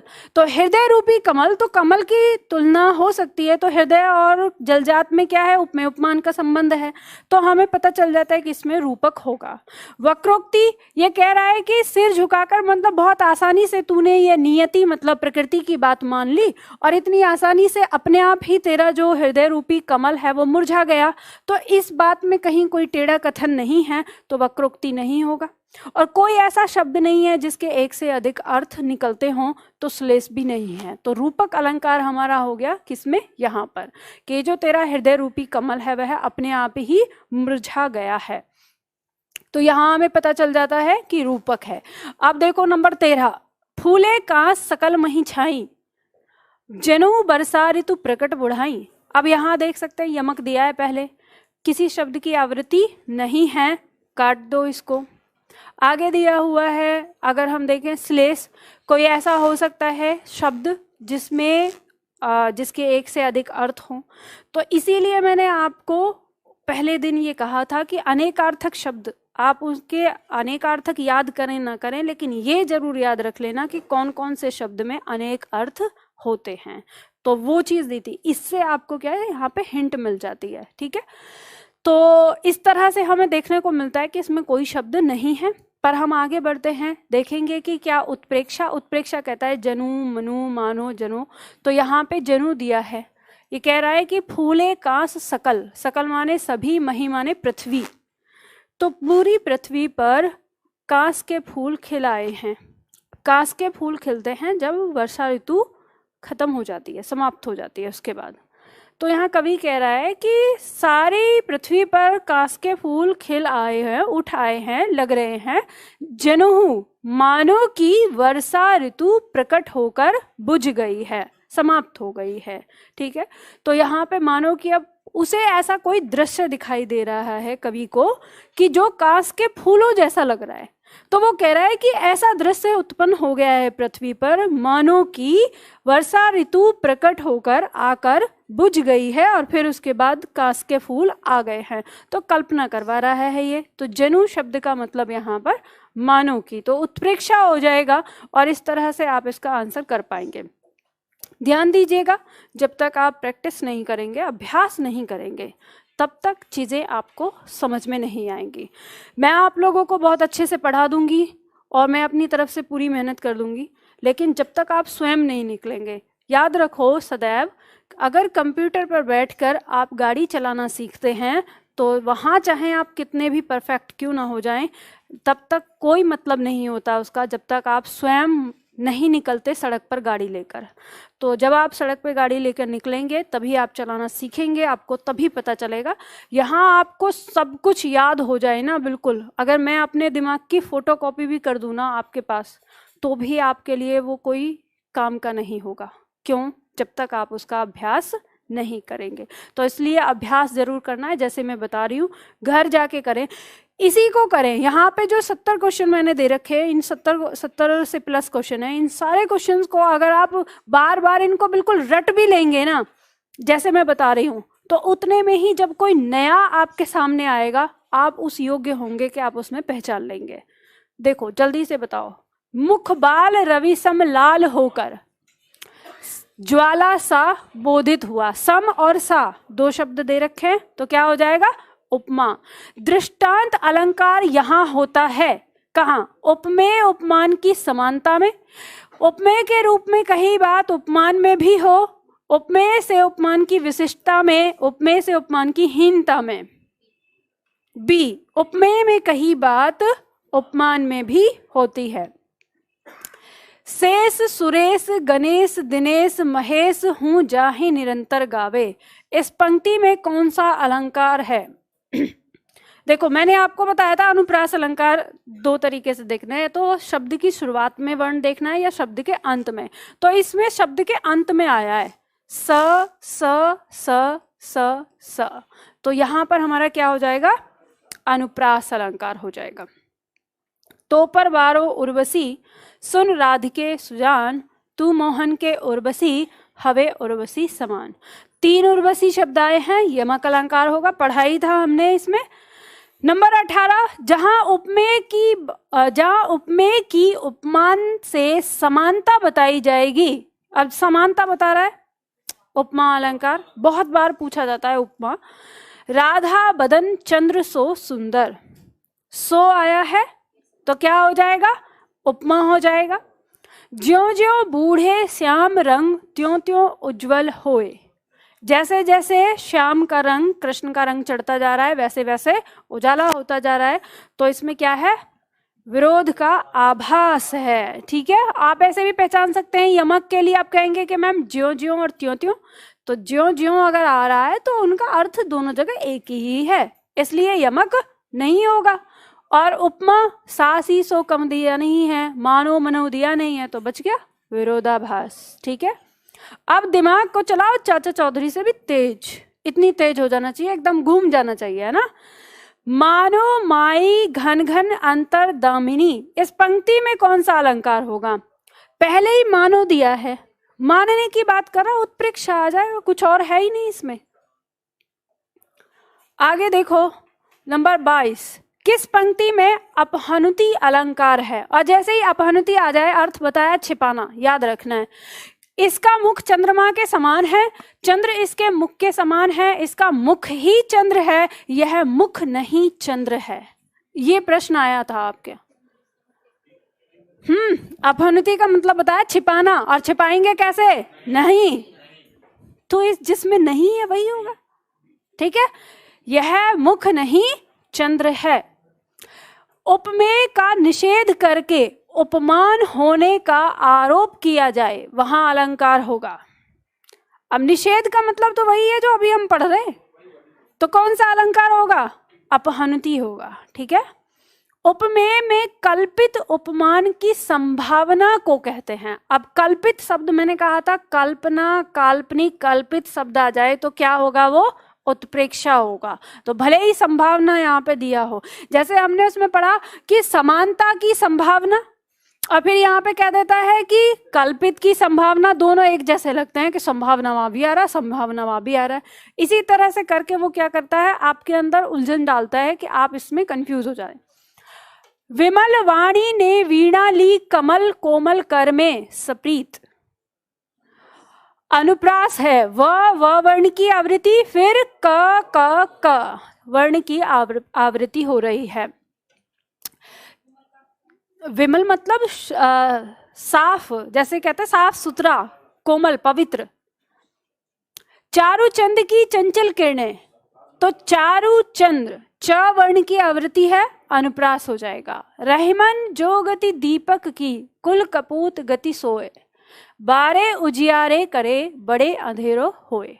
तो बारे और बड़े में दो दो अर्थ हैं, तो क्या है इसमें? श्लेष है, मैंने पढ़ाया, इसको समझाया था। जहां उपमेय को श्रेष्ठ और उपमान को नीचा दिखाया जाता है वहां क्या होता है?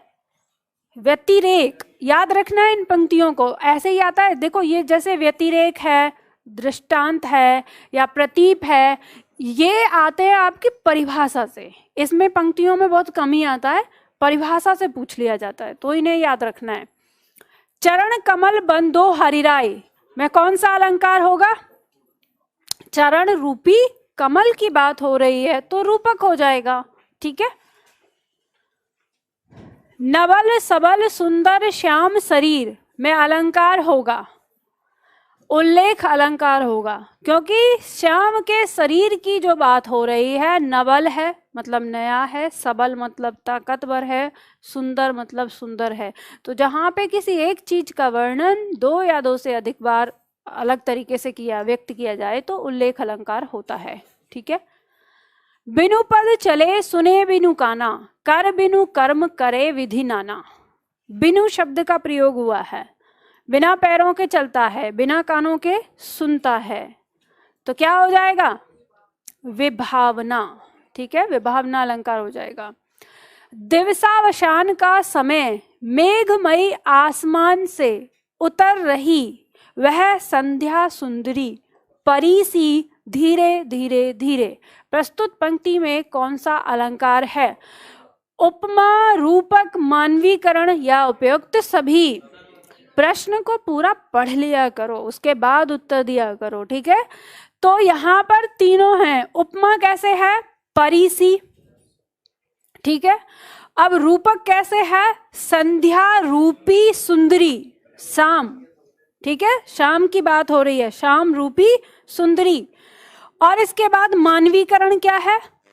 शाम को क्या बता दिया है? सुंदरी बता दिया है।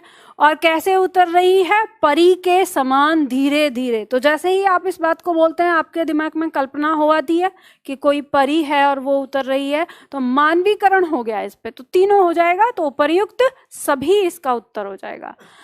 नंबर देखो 33। काम सा रूप प्रताप दिनेश सा, सोम सा सील है राम महीप का, में कौन सा अलंकार है? मानवीकरण, रूपक, उपमा या उपर्युक्त सभी। बताओ, जल्दी से बताओ। उपमा है, ठीक है, सा सी दिख रहा है, और इसमें और भी तो अलंकार था। रूपक कहाँ पे?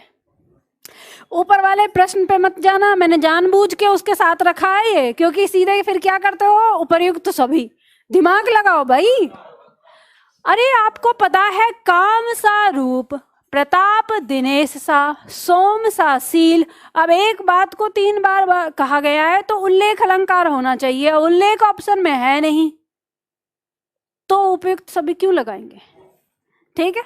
दूसरा क्या है इसमें? उपमा है, सा की बात हो रही है तो उपमा दिख रहा है, तो उपमा ही इसका उत्तर हो जाएगा। मैंने यहाँ पे ऐसे करके लगा दिया तो आपको लग रहा है कि मैंने आपको हिंट दे दी, फंसा दिया है मैंने आपको यहाँ पे। क्या आप दिमाग लगाओ, इधर ही रहे तुम्हारा दिमाग। महीप माने राजा, राजा राम का जो रूप है वो काम के जैसा है, कामदेव जैसा।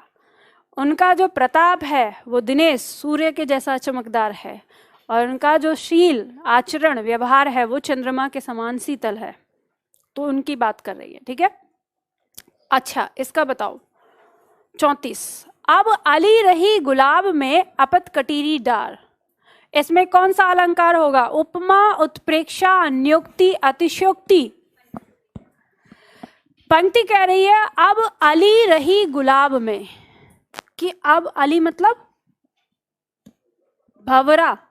ठीक है, जब भंवरा गुलाब में रहेगा तो अपत कटीली डाल, अपत मतलब उलझना, तो कटीली डाल में उलझ ही जाएगा। तो अतिशयोक्ति तो नहीं है इसमें, बात तो सही कही है। जब गुलाब में जाएगा तो उसकी कटीली डाल में तो उलझेगा ही। क्या कोई कल्पना करवाई है? नहीं। क्या कोई समानता दिखाया है? नहीं। अब क्या है? अन्योक्ति है। अब अन्योक्ति लगाने से पहले सोच लो, शब्दार्थ तो आपने देख लिया, भावार्थ क्या कह रहा है? ये क्या समझा रहा है आपको? समझा क्या रहा है?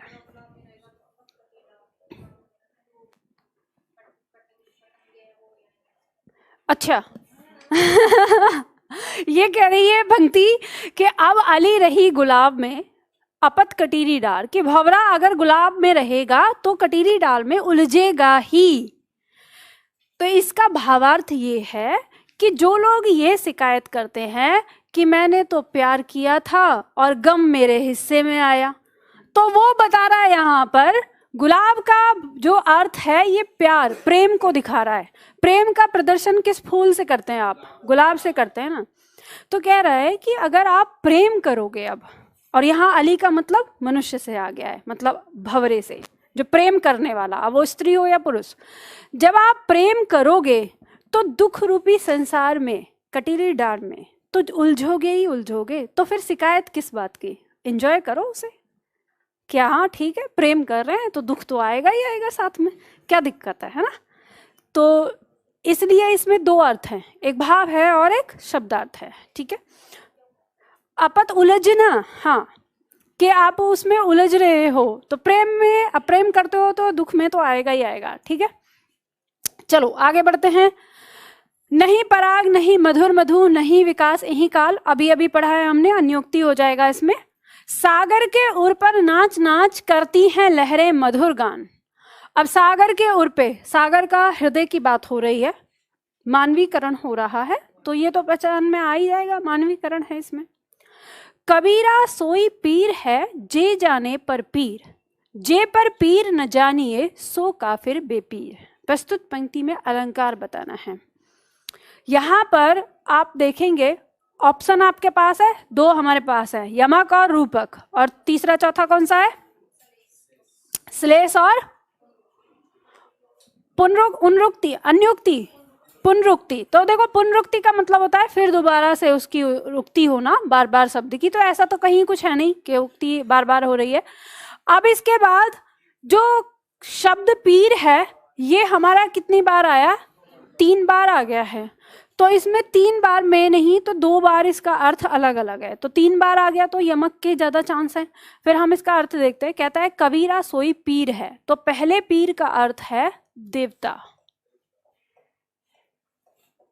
कबीरदास जी कहते हैं कि देवता वही है जे जाने पर पीर, इस पीर का मतलब है पीड़ा, ठीक है। तो पीर शब्द के 2 अर्थ हो गए, तो यमक हो गया कि देवता वही है जो दूसरे की पीड़ा को जानता है, जे पर पीर न जानिए, जो दूसरे की पीड़ा को नहीं जानता सो काफिर बेपीर, वो बेपीर है और काफिर है, फिर वो देवता नहीं है, ठीक है। तो इसमें क्या हो गया? यमक अलंकार।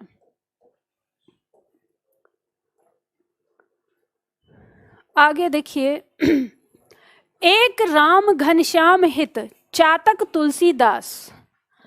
यहाँ पे कहा है कि एक राम रूपी घनश्याम के लिए, यानी राम रूपी काले घने बादल के लिए चातक रूपी तुलसीदास है। यानी तुलसीदास जो है वो स्वयं को चातक का रूप बता रहे हैं और राम को, अपने राम को काले घने बादल का। तो उन्होंने यहाँ पर इनके साथ क्या किया है, आप तुलना की है अपने आप की और राम की, तो इसमें वो रूपी शब्द लगाकर की है, तो इसलिए रूपक हो जाएगा। अब मुझे ये बताओ, क्या आप लोग जानते हो चातक का और घनश्याम यानी बादल का क्या संबंध है? कितने छात्र हैं जो नहीं जानते इस चीज के बारे में? ना तो आप आशिक हो इसका मतलब, और ना ही फिर आप लोगों ने ज्यादा पढ़ाई करी है, ठीक है। तो इनका मतलब ना आशिकों से होता है थोड़ा सा। चातक के बारे में आशिक लोग जान लेते हैं। जब प्रतिमान, देखो बात होती है अपना प्यार व्यक्त करने के लिए प्रतिमान चाहिए होता है, तो प्रतिमान ज्यादा से ज्यादा ढूंढते हैं। चातक ऐसा माना जाता है कि एक ऐसा पक्षी होता है जो केवल बादल से टपकने वाली बूंद को ही ग्रहण करता है, और अगर बादल नहीं बरसेगा तो वो पानी नहीं पिएगा। तो यानी वो बादल से प्रेम करता है, कि जो पहला बादल आता है उससे प्रेम करता है, तो ऐसा दिखाया। हालांकि साइंस की दुनिया में ऐसे किसी प्राणी को नहीं देखा गया है, ये है, लेकिन ये साहित्य की दुनिया में है, तो अब होता होगा, ठीक है। हाँ, ये कवि है, वो कुछ भी कर सकता है, तो यहाँ पे ये चीज है, ठीक है। चलो, तो ये इसलिए कहा है कि राम से, अब क्योंकि तुलसीदास का जो प्रेम है वो राम के प्रति कैसा प्रेम है, जैसे चातक का घनश्याम के प्रति प्रेम है, ठीक है। संदेशन मधुबन कूप भरे, इसमें कौन सा अलंकार है ये बताना है। तो संदेशन मधुबन कूप, कूप मतलब कुएं, मधुबन के कुएं संदेशों से भर गए हैं। अब यहां क्या नजर आता है? रूपक, वक्रोक्ति, अन्योक्ति, अतिशयोक्ति।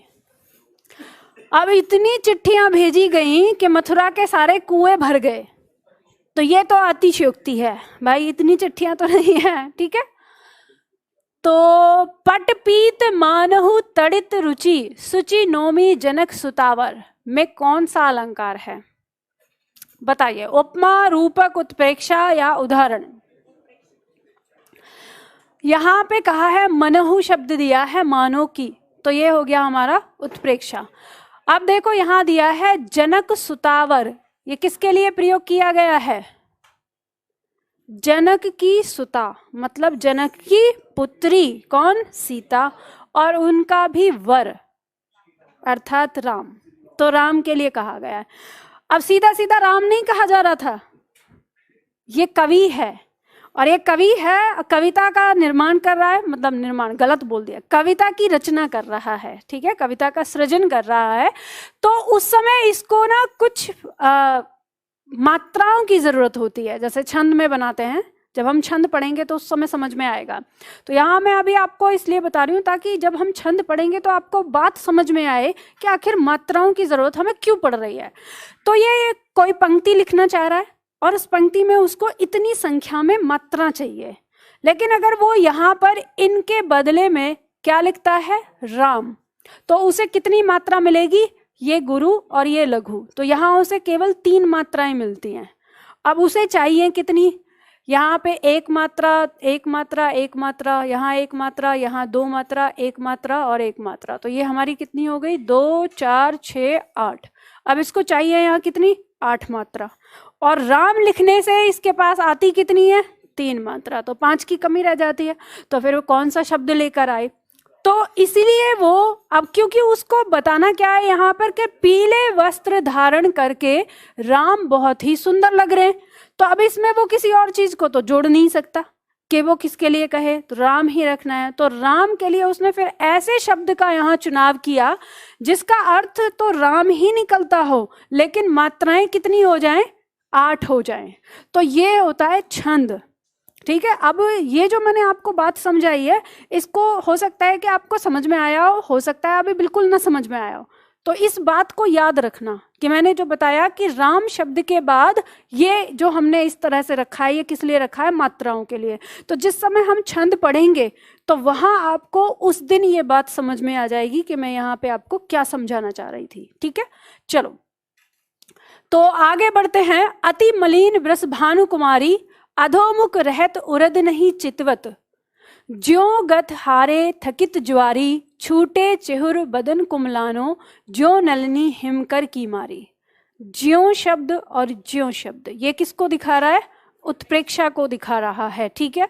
पंक्ति कहती है अति मलिन वृषभानु कुमारी, वृषभानु कुमारी राधा के लिए आया है, ठीक है। यानी जो राधा जी हैं वो बहुत ही मलिन मतलब कमजोर हो गई हैं और बहुत ही एकदम से उदास और क्षीण जैसे हो गई हैं। अधोमुख रहत उरद नहीं चितवत, और उन्हें अपने चित्त की, अपने तन की, मन की कोई सुधि नहीं रहती है। ज्यों गत हारे थकित ज्वारी, उनकी स्थिति जो है, उनकी गति यानी उनकी स्थिति ऐसी हो गई है जैसे कोई ज्वारी अपना सब कुछ हार जाए और उसके बाद उसकी हालत हो जाएगी, वैसी ही हालत हो गई है राधा की। छूटे चेहर बदन कुमलाना, यानी उसका शरीर जो है वो पूरी तरह से कुमला गया, जैसे कोई फूल कुमला जाता है, मुरझा जाता है, वैसे ही। ज्यों नलनी हिमकर की मारी, जिस प्रकार से एक नलनी कमलनी बर्फबारी से, जैसे अभी पाला पड़ता है ना, कोहरा पड़ रहा है और बर्फबारी होगी अगर, उससे कोई पेड़ पौधे या जो फूल होते हैं मुरझा जाते हैं, सूख जाते हैं, तो उससे तुलना करिए कि जैसे किसी हिमकर से कोई नलनी उस हिमकर की चपेट में आके मुरझा गई हो, वैसी स्थिति किसकी हो गई है? राधा की हो गई है। क्यों हो गई है आपको पता ही है, विरह का वर्णन है यहाँ पे, वियोग श्रृंगार है इन पंक्तियों में। पंक्ति याद इसमें लिख सकते हैं साथ में, क्योंकि जब हम रस पढ़ेंगे तो वहाँ पे भी आएगा, आपसे आ जाता है या तो इसमें अलंकार पूछेगा या तो इसमें रस पूछेगा, तो वियोग श्रृंगार रस आएगा इसमें। अब ऐसा क्यों हुआ है? क्योंकि कृष्ण जी जो हैं वो छोड़ के चले गए हैं, तो अब उनके जीवन में विरह है, इस वजह से ऐसा हो रहा है। आगे बढ़ते हैं। ध्वनि मई करके गिरी कंदिरा। अच्छा, जिन छात्रों की क्लास है वो जा सकते हैं, ठीक है, हम तो इसको समाप्त करेंगे, निकल जाओ जिनकी छात्र है, क्योंकि आप लोगों की बेचैनी बता रही है मुझे। तो बाकी हम आज इसको समाप्त कर देंगे, जिनकी क्लास नहीं है वो बैठ जाए, 10-15 मिनट का ही है, इसे समाप्त कर देते हैं, क्योंकि अगर इसे मैं ऐसे छोड़ दूंगी फिर डाउट रह जाएगा आपके दिमाग में। चलो, तो ध्वनि में करके गिरी कंदरा कलित कानन केली निकुंज को, हाँ जी, नहीं नहीं नहीं नहीं, कल नहीं आना, अब सोमवार को ही आएगा। ठीक है, चलो तो देखो यहाँ दिया है छेका, वृत्या, लाटा, यमक। अब आपको देखना है, यहाँ दिया है कलित, कानन, केली। तो क वर्ण की आवृत्ति कितनी बार है? 3 बार। तो कौन सा होगा? वृत्यानुप्रास अलंकार। जहां एक वस्तु का वर्णन अनेक प्रकार से किया जाए, असंगति, उल्लेख, अन्योक्ति, अतिशयोक्ति। तो एक वस्तु का वर्णन अनेक प्रकार से हो रहा है तो क्या होगा? उल्लेख अलंकार हो जाएगा। ठीक है, मुदित महीपति मंदिर आए, सेवक सचिव सुमंत बुलाए। अब यहाँ पर क्या है? उपमा, रूपक, अनुप्रास और यमक। और हमें पता है मुदित महीपति मंदिर, तो म वर्ण की आवृत्ति हो रही है, फिर सेवक सचिव सुमंत, तो स वर्ण की आवृत्ति हो रही है, तो इसमें अनुप्रास अलंकार हो जाएगा। निम्न में कौन सा शब्द अलंकार है? उपमा, वक्रोक्ति, रूपक, उत्प्रेक्षा। तो वक्रोक्ति शब्द अलंकार है। ठीक है, तो वक्रोक्ति हो जाएगा। कनक, कनक से 100 गुनी, तो ये तो आपने पढ़ा ही है, यमक अलंकार। ठीक है, अब देखो ये बहुत मोस्ट इंपॉर्टेंट है आपका। रावण सिर सरोज बनवारी, चली रघुवीर सिली मुखधारी। अब इसमें कहा है सिली मुख शब्द में अलंकार बताना है। अब आप किसी और, इसमें कोई और अलंकार भी होगा तो भी आप नहीं उसे बता सकते, आपको बताना क्या है? सिली मुख। अब यहीं पे अगर आपने मेरी बात मानी होती तो आपको पता होता है कि सिली मुख शब्द के 2 अर्थ हैं, और आप तुरंत पहचान लेते कि एक बार शब्द का प्रयोग और उसके 2 अर्थ होते हैं, तो यहाँ पर क्या हो जाएगा? श्लेष हो जाएगा। तो सिलीमुख शब्द का एक अर्थ होता है बाण, लिख लो यहाँ पर। एक अर्थ होता है बाण और दूसरा अर्थ होता है भंवरा, भ्रमर। और पर्यायवाची भी आ सकता है। मान लो आपसे पूछ लिया गया कि षटपद का पर्यायवाची बताइए और एक ऑप्शन में दिया हो सिलीमुख, तो आप कैसे बताएंगे अगर याद नहीं होगा तो? कल आपका टेस्ट पेपर जो गया था उसमें जो कमेंट्स आई थी छात्रों की कि मैम आज का पेपर बहुत टफ बनाया आपने। मैंने कोई टफ नहीं बनाया था, मैंने बस जानबूझ के जो थोड़े से कठिन वाले जब ज्यादा रिपीट होते हैं वो एक सेट पेपर में डाल दिए थे। अभी इससे पहले मैं क्या करती थी, 2 या 3 क्वेश्चन ही थोड़े टफ डालती थी, पहली बार डाले तो ऐसे ही। अब क्या था, वो तो मैंने इतना ज्यादा किया नहीं, एक एक ही रखा था। अगर किसी ने दिया था कल एसएससी का, एसएससी जीडी वाला दिया ना, टफ लगा था तो टफ नहीं था, बिल्कुल सरल था। हाँ एप्लीकेशन पे है, टेस्ट सीरीज में जाएंगे, एसएससी जीडी का दिया हुआ, उसकी व्याख्या देखनी है तो यूट्यूब पर जाइए।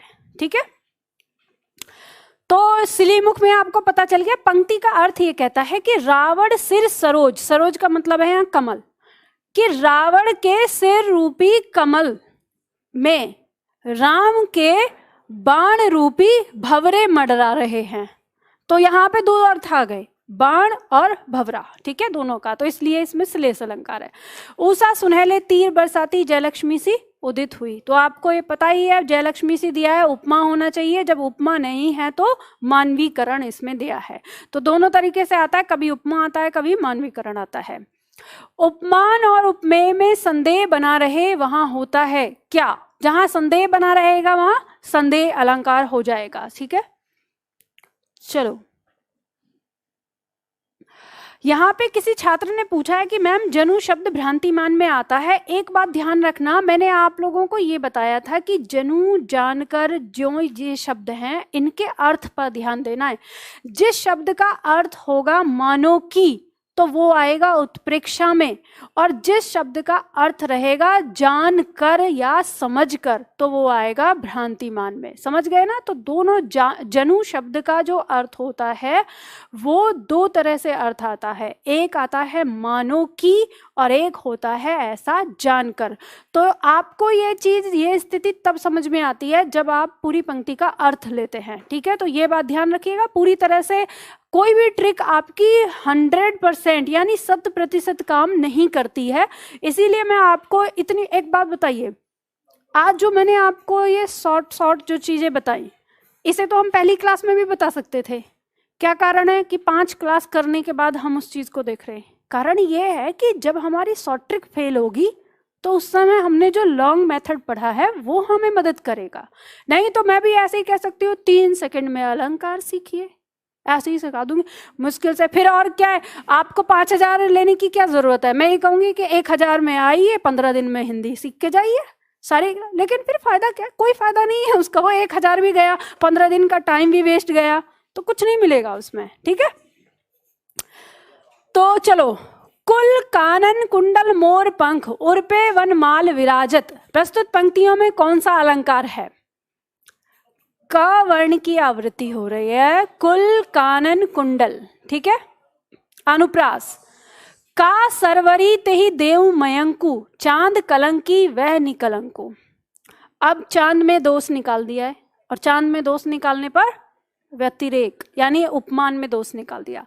काली घटा का घमंड घटा, नव मंडल तारक वृंद खिले। अब यहाँ पे घटा शब्द 2 बार आया है। काली घटा, पहली घटा का मतलब बादल और दूसरी घटा का मतलब कम होना, तो एक शब्द के 2 अर्थ आ गए। तो क्या हो जाएगा?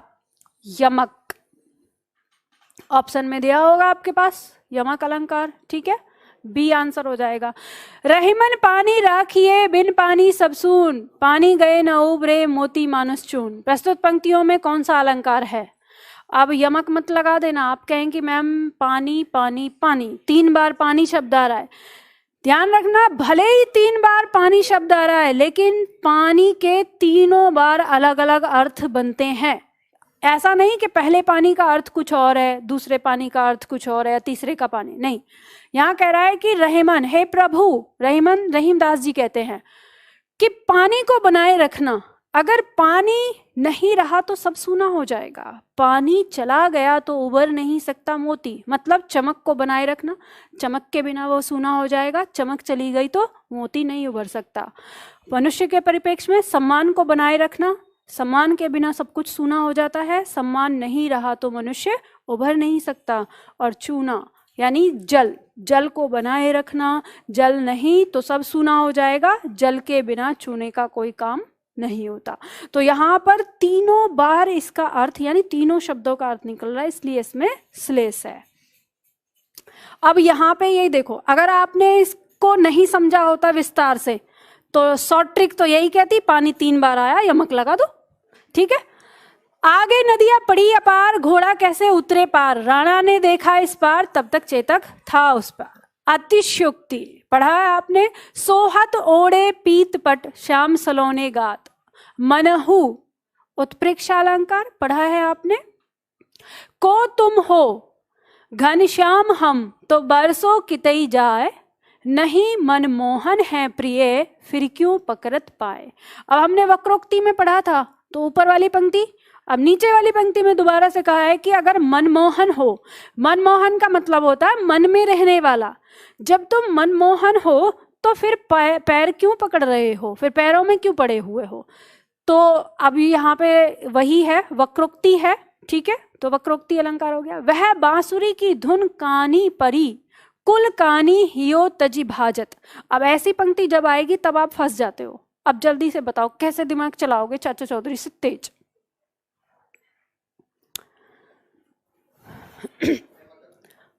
चले जाओ यहां पर अपने ऑप्शन पर। उपमा दे रहा है, क्या सम सो सा सी सो सम जैसा दिया है, नहीं है, उपमा कट जाएगा। श्लेष वह बांसुरी की धुन कानी परी, कुल कानी हियो तजी भाजत।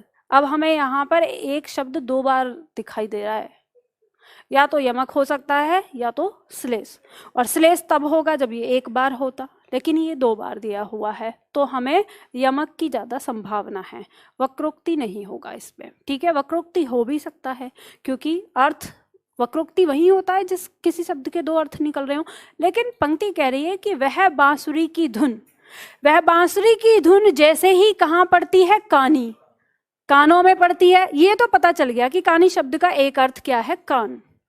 जैसे ही बांसुरी की धुन कानों में पड़ती है, कुल कानी हियो तजी भाजत। जब आप दोबारा पढ़ेंगे तो आपको समझ में आएगा, हियो मतलब हृदय, तजी आपने सुना है, अगर गांव से आते हैं तजना कहते तज दो, मतलब छोड़ दो, त्याग दो। भाजती मतलब भागना। तो जैसे ही बांसुरी की धुन कानों में पड़ रही है, हृदय से कुछ त्याग कर भाग जा रहे हैं। अब हृदय से क्या त्याग कर भाग जा रहे हैं?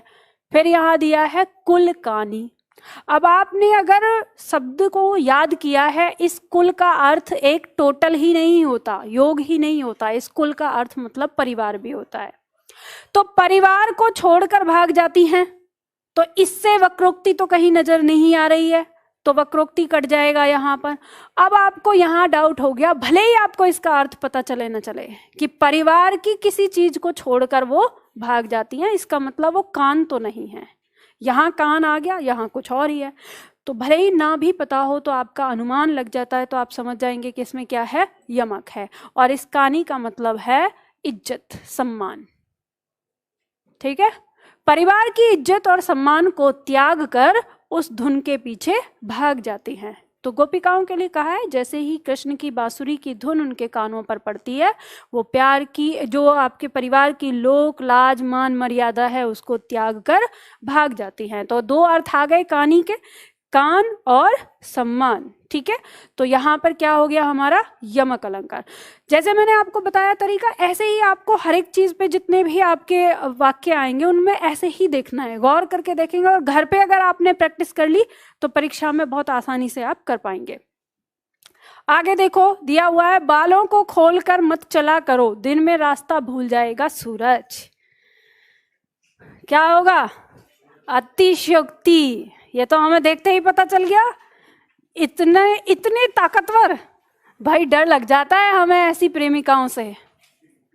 चलो, ससी मुख पर घूंघट डाले, आंचल में दीप छिपाए, प्रस्तुत पंक्तियों में कौन सा अलंकार है?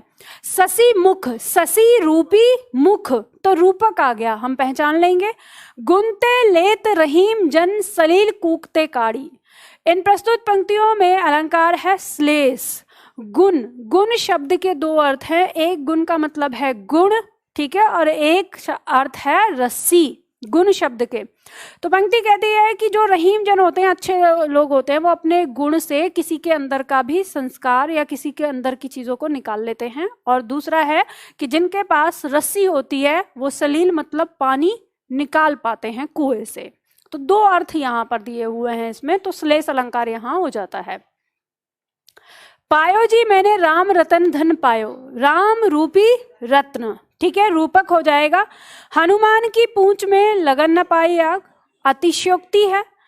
मन सागर मनसा लहिर, बूढ़े बहे अनेक। प्रस्तुत पंक्ति में अलंकार बताना है। अब देखो कैसे बताओ, इसमें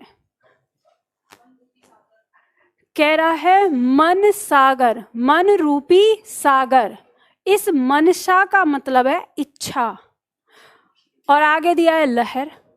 तो मन रूपी सागर में इच्छा, मन रूपी सागर की इच्छा रूपी लहर में बूढ़े बहे अनेक, मतलब बूढ़े कहें कि बह गए या बड़े हो गए या गुजर गए या बर्बाद हो गए, अलग से अनेक मतलब बहुत लोग हैं जो इस मन रूपी सागर की इच्छा रूपी लहर में क्या हो गए, बर्बाद हो गए। जैसे हम, मन तो हमारा कुछ भी कर सकता है, अच्छी जगह भी ले जा सकता है, बुरी जगह भी ले जा सकता है, तो वही चीज को यहाँ पे दिया है। तो इसमें क्या है, रूपी शब्द का प्रयोग हो रहा है, रूपक अलंकार इसके अंदर आ रहा है।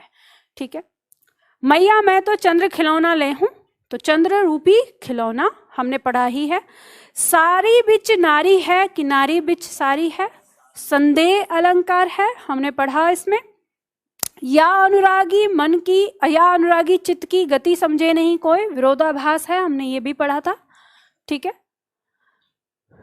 इसके बाद नील परिधान बीच सुकुमार, खिल रहा मृदुल अधखुला अंग, खिला हो ज्यों बिजली का फूल, मेघवन बीच गुलाबी रंग। प्रस्तुत पंक्तियों में अलंकार बताना है।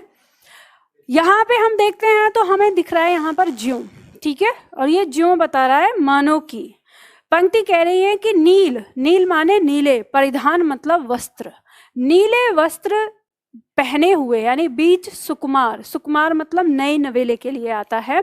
खिल रहा मृदुल अधखुला अंग, मृदुल मतलब कोमल आया है, अधखुला अंग, कोई नायिका है उसने नीले रंग के वस्त्र पहन रखे हैं, तो आधे खुले जो उसके अंग हैं वो नीले रंग के वस्त्रों में कैसे लग रहे हैं। अब जब इस बात सुकुमार की आ जाती है तो सुकुमार जो नए नवेला होता है वो हल्का गुलाबी रंग का होता है, ठीक है।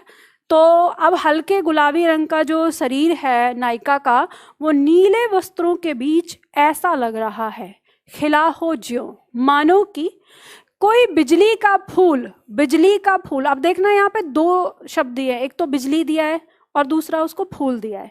फिर कहा है कि कोई बिजली का फूल मेघ वन, मेघ मतलब बादल और वन मतलब जंगल।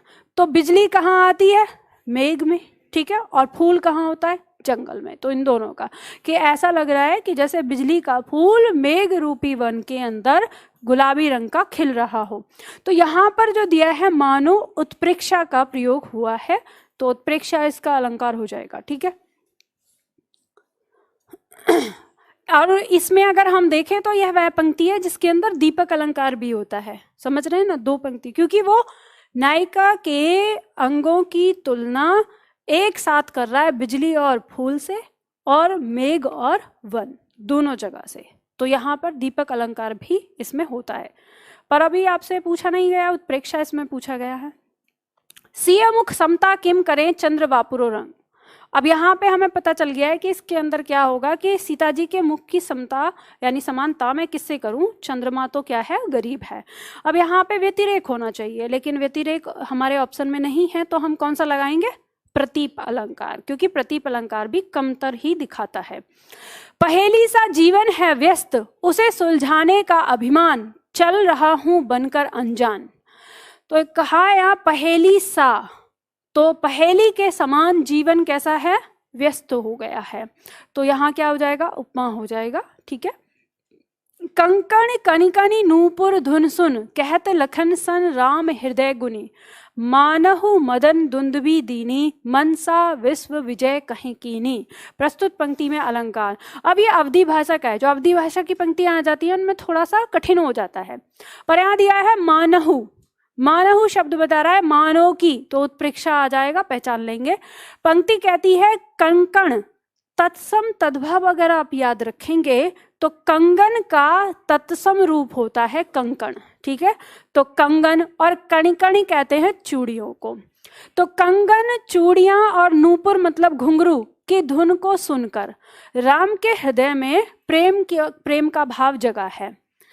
अब मान आगे दिया है कहत लखन रम सन राम हृदय गुनी। अब राम के हृदय की बात को गुनी मतलब समझकर लक्ष्मण जी कहते हैं, आगे बताएंगे। उससे पहले बीच में दो पंक्ति दी है, कवि ने उलझा के दिया है, ऐसे दिया है कि ये जो ऊपर वाली पंक्ति है दूसरे नंबर की, ये पंक्ति होनी चाहिए थी लास्ट में चौथे नंबर पर।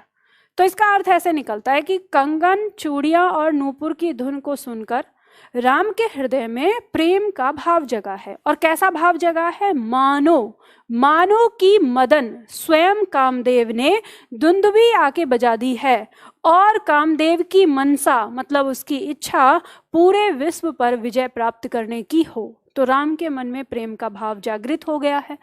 अब राम के हृदय की बात को सुनकर लक्ष्मण जी कहते हैं, आगे पंक्ति आती है कि तात जनक तन्या यह सोई धनुष जग यही कारण होई, कि हे प्रभु ये जनक तन्या है, मतलब जनक की पुत्री सीता है, और जो धनुष यज्ञ हो रहा है वो इन्हीं के कारण हो रहा है। तो ये पंक्ति जब हम रस पढ़ेंगे फिर से आएंगी। तो इसमें अलंकार हमें कौन सा मिला, उत्प्रेक्षा। आगे दिया हुआ है नाक का मोती अधर की क्रांति से बीज दाड़िम का समझकर भ्रांति से देख कर सहसा हुआ सुख मौन है सोचता है अन्य सुख यह कौन है। अब देखो ये बड़ी विचित्र सी इसके पीछे का अर्थ है। अब यहाँ आप समझ गए होंगे, समझकर भ्रांति से इसने अपने आप दे दिया है कि ऐसा उसने भ्रम समझ लिया है, भ्रम हो गया है उसको, तो भ्रांतिमान अलंकार है, इसमें आपको पता चल गया। पर दाड़िम जो है वो अनार के लिए आया है, ठीक है। यहाँ पर अब पंक्ति ऐसे है कि एक नायिका है और नायिका वन में घूम रही है, उपवन में है। तो नायिका ने अपने होठों पर लिपस्टिक लगाई हुई है, तो उसके होठ जो हैं वो बिल्कुल लाल रंग के दिख रहे हैं। दांत जो हैं वो थोड़े से सफ़ेद से दिख रहे हैं, हल्के लाल भी हैं, लिपस्टिक से हल्के लाल हो गए, गुलाबी जैसे दिख रहे हैं।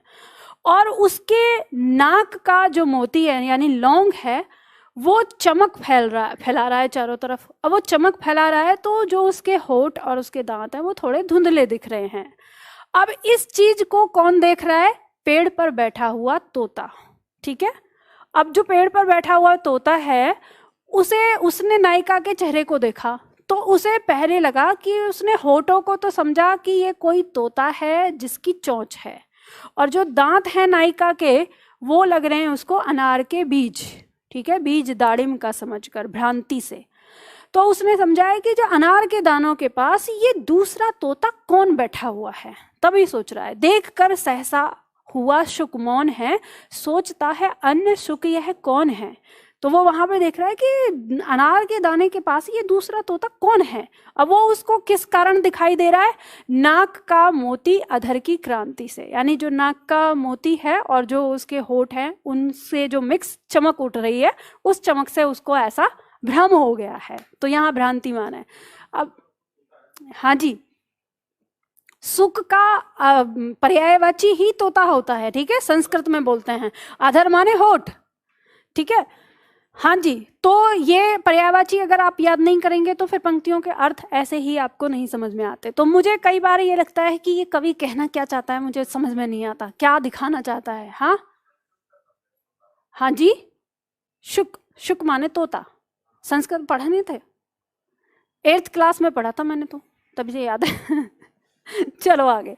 नाथ सकल सुख साथ तुम्हारे, प्रस्तुत पंक्तियों में अलंकार कौन सा है? सकल सुख साथ। ठीक है, यहां पर दिया हुआ है। अब इसके बाद, अरे मैं तो सोच रही थी 70 है, ये तो कुछ ज्यादा ही है। कितने हैं? अरे जल्दी जल्दी करो, फटाफट फटाफट। पिया निकट जाके नहीं घाम चांदनी ताही, पिया निकट जाके नहीं घाम चांदनी ताही। प्रस्तुत पंक्तियों में अलंकार आपको पता है लाटानुप्रास है। ठीक है, अर्थ मैंने बताया था। रघुपति राघव राजा राम, र वर्ण की आवृत्ति हो रही है तो यहाँ पर वृत्यानुप्रास हो जाएगा, क्योंकि 4 बार हुआ है, 3 से अधिक हो गया। लगा दी किसने आकर आग, कहाँ था तू संशय के नाग। अब इस पंक्ति में अलंकार बताना है, दिया है वृत्या, अंत्या, श्रुत्या या लाटानुप्रास। तो ध्यान दीजिएगा जब भी कभी आपकी इस तरह से पंक्ति आए, ऑप्शन दिया है तो आपको कुछ और सोचना ही नहीं है। आपको सोचना है ना तो वृत्या दिखाई दे रहा है इसमें, ना श्रुत्या दिखाई दे रहा है, ना लाटा, अंत्या ही हो गया, आग नाग। ठीक है, अंत्यानुप्रास हो गया। कालिंदी कूल कदम की डारन। अब यहाँ पे क वर्ण की आवृत्ति दे रखी है तो 3 बार हो गया तो वृत्या हो गया। सूर समर करनी करी, स क 2 बार आवृत्ति हो रही है तो क्या हो जाएगा? 6 का हो जाएगा। मंगन को देख ही पट देत बार बार है। अब इन पंक्तियों में अलंकार बताना है, यमक, उपमा, श्लेष या रूपक। मंगन मतलब मांगने वाले को, देख ही मतलब देखकर, पट माने, अब पट शब्द के 2 अर्थ निकल जाते हैं। पट, पट का एक अर्थ होता है तुरंत, कहते हैं ना पट से ऐसा बोल दिया, पट से ऐसा जवाब दे दिया। ठीक है, इसका अर्थ तुरंत। पट का मतलब दरवाजा। ठीक है, और पट का मतलब वस्त्र। तो यहाँ 2 अर्थ आए कि मांगन को देखकर यानी मांगने वाले को देखकर या तो दरवाजा बंद कर देती है और वस्त्र दान दे देती है। ठीक है, तो 2 अर्थ यहाँ पर, तो श्लेष इसके अंदर हो जाएगा।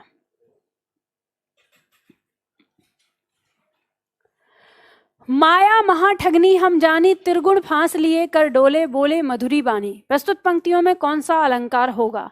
यमक, उपमा, श्लेष या रूपक। अब ध्यान देना, इन पंक्तियों में जो शब्द है आपका त्रिगुण, त्रिगुण शब्द के 2 अर्थ निकलते हैं, ऐसा कवि ने कहा है। त्रिगुण शब्द के 2 अर्थ बताए गए हैं। एक दिया गया 3 गुण। 3 गुण कौन से होते हैं? सत, रज, तम। आप जानते हो सतगुण जो होता है देवताओं का माना जाता है, तम गुण जो है ये दानवों का माना जाता है, और रज गुण मानव का माना जाता है। ठीक है, तो ये 3 गुण, और सबसे अच्छी बात ये है कि मनुष्य जीवन में ये तीनों गुण मनुष्य के पास होते हैं। आपने कभी ऐसा देखा है कि बहुत कहानियों में इधर सुना होगा कि हर कोई जो है वो मानव जीवन जीना चाहता है। आपने देखा इच्छाधारी नागिन, इच्छाधारी भेड़िया, आजकल तो जाने इच्छाधारी कौन कौन से आने लगे। तो इन सब के पीछे एक ही कॉन्सेप्ट रहता है कि हर प्राणी जो है वो मानव जीवन जीना चाहता है। और सबसे एक अच्छी बात ये है कि ईश्वर भी मानव जीवन जीने के लिए तरसता है।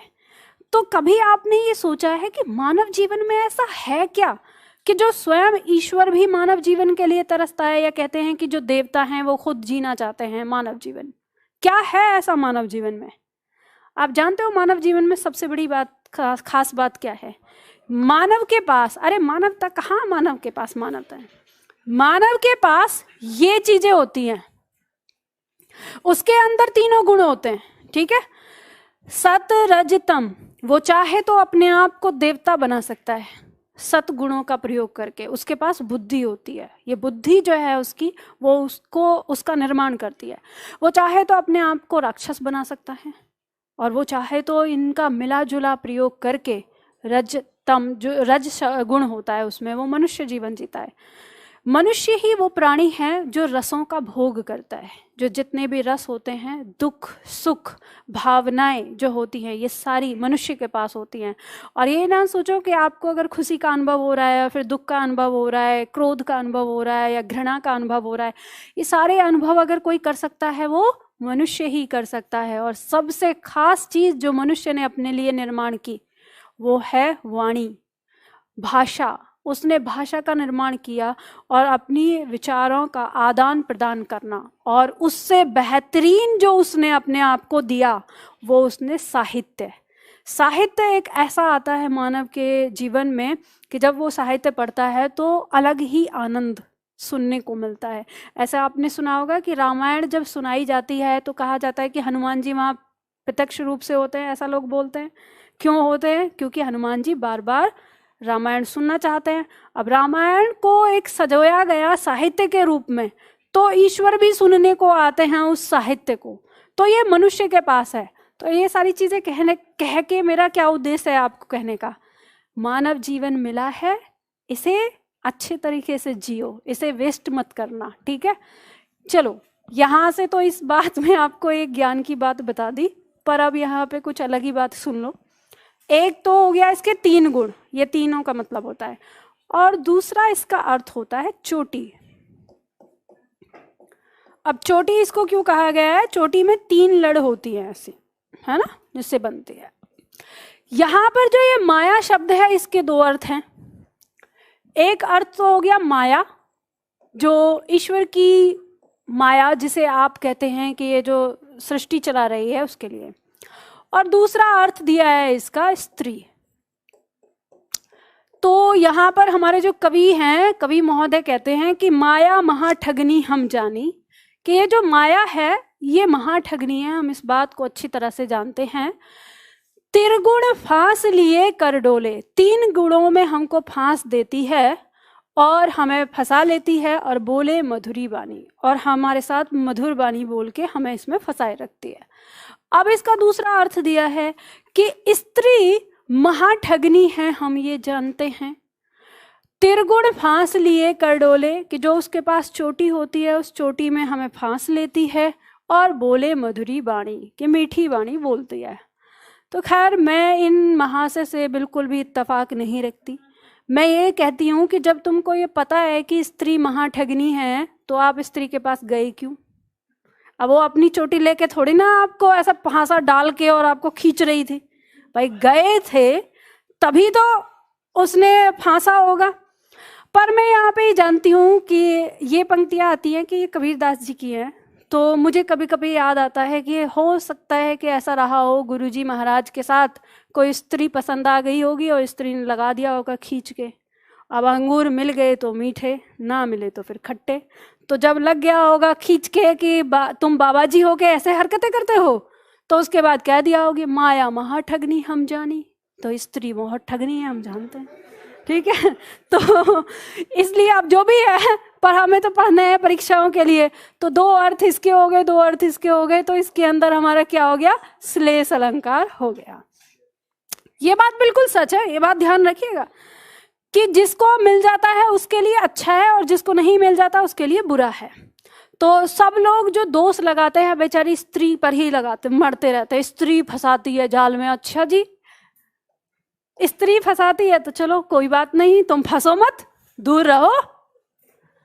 चलो नेक्स्ट आता है चिरजीवो जोड़ी जुड़े क्यों ना स्नेह गंभीर। तो हमने देखा वृष भानुजा और हलधर में दो दो है, तो ये भी हमारा क्या हो गया, श्लेष। जेते तुम तारे तेते नभ में न तारे, यहाँ पे तारे की बात हो रही है और यहाँ पे तारे की बात हो रही है, तो ये दोनों तारे का अर्थ अलग है। यहाँ कह रहा है जेते तुम तारे, इस तारे का मतलब हो गया उद्धार करना, ठीक है।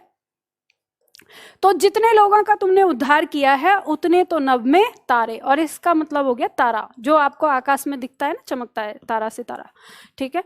तो जितने लोगों का तुमने उद्धार किया है इतने तो आकाश में तारे भी नहीं हैं। तो यहाँ पर क्या हो गया, यमक अलंकार हो जाता है, ठीक है। आगे दिया है भूप सहस 10 एक ही 12, तो आपको पता है इस पंक्ति में अतिशयोक्ति अलंकार है। जगती जगती की मूक प्यास, दो शब्द है जगती जगती, यमक अलंकार हो जाएगा। जगती मतलब इस जगत की, और जगती मतलब जागना। एक अर्थ हो गया संसार और एक हो गया जागना। तो इस संसार की जो मूक प्यास है वो जाग रही है, तो इसलिए इसमें क्या हो गया, यमक। चमचमात चंचल नयन बिच घूंघट पटझीन, मनहु सुर सरिता विमल जल उछरत जुगमीन। अब यहाँ पर पंक्ति में आपका दिया है मनहु, तो मनहु हमें बताता है कि उत्प्रेक्षा अलंकार हो जाएगा। पंक्ति का अर्थ कहता है चमचमात चंचल नयन, ये जो दो यहाँ स्थिति क्या है कि नायिका है, उसने घूंघट डाला हुआ है। पट झीन मतलब पट माने वस्त्र, झीन माने पतला, बहुत बारीक वस्त्र उसने डाला हुआ है, घूंघट बनाया हुआ है, और उस घूंघट के पीछे से जो नायिका के चंचल नयन हैं वो चमचमा रहे हैं। अब वो कैसे लग रहे हैं उसकी कल्पना कवि ने की है कि मानो, मानो की सुर सरिता, सुर सरिता किसका पर्यायवाची है, याद कर लो पर्यायवाची बालको, गंगा, ठीक है। गंगा के विमल यानी पावन जल में उछरत उछल रही हैं, जुग मतलब जोड़ा, मीन माने मछली का। जैसे गंगा के पावन जल में दो मछलियों का मतलब मछली, दो जो मछली उछल रही हो या मछली का जोड़ा उछल रहा हो, तो इसमें हमारा हो गया मनहु मतलब उत्प्रेक्षा अलंकार। आगे दिया है ऊधो जोग जोग हम नाही, तो जोग, एक जोग का मतलब हो गया योग, योग साधना, और एक जोग का मतलब हो गया जानना। तो हे ऊधो तुम जिस योग की बात कर रहे हो हम उसको नहीं जानते, तो इसमें यमक अलंकार हमारा हो जाता है, ठीक है। बल नहीं पहुंचे शरीर तक शत्रु गिरे पहने भू पर, मतलब बल तो शरीर तक पहुंचा ही नहीं। अभी तो जो नायक है हीरो उसने बस ऐसे ही उठाया है कि मारने के लिए, इतने ही जो सारे दुश्मन हैं वो गिर गए जमीन पर। तो वही साउथ का हीरो उठा के एक जमीन पर पैर रखा, सारे उछल गए, तो अतिशयोक्ति अलंकार है। हाँ जी। दीनी मुद्रा डारी तब कपि करी हृदय विचार, हरस उठी कर गही जनु अशोक अंगार। अब देखो यहाँ पर दिया हुआ है, यहाँ जो जनु शब्द आया है इसका अर्थ है ऐसा जानकर। पंक्ति कहती है कि जब ये उस समय का वर्णन है जब हनुमान जी सीता जी की खोज के लिए गए थे और उन्होंने अशोक वाटिका में अशोक के पेड़ के नीचे सीता जी को देखा, तो रावण अभी अभी धमकी देकर गया है कि तेरे पास 1 महीने का समय है, नहीं तो फिर मैं तुझे मार दूंगा। अब जब रावण चला गया तो उसके बाद सीता जी ने अशोक के पेड़ से कहा कि तुम मुझे ये ठंडी छाया क्यों दे रहे हो, तुम मुझे आग दे दो, अंगार दे दो, इससे अच्छा है कि मैं उस अंगारों में जल के मर जाऊं। तो वो ऐसे बोल रही है। तो उस समय हनुमान जी छोटे रूप में बैठे हैं वहाँ, तो उन्हें समझ में आ गया कि अब सही टाइम है माँ को वो अंगूठी देने का और इन्हें सांत्वना देने का कि हाँ राम जी आ गए हैं यहाँ पर। तो उन्होंने क्या किया, तभी कहा है कि दीनी मुद्रा डारी तब कपि करी हृदय विचार।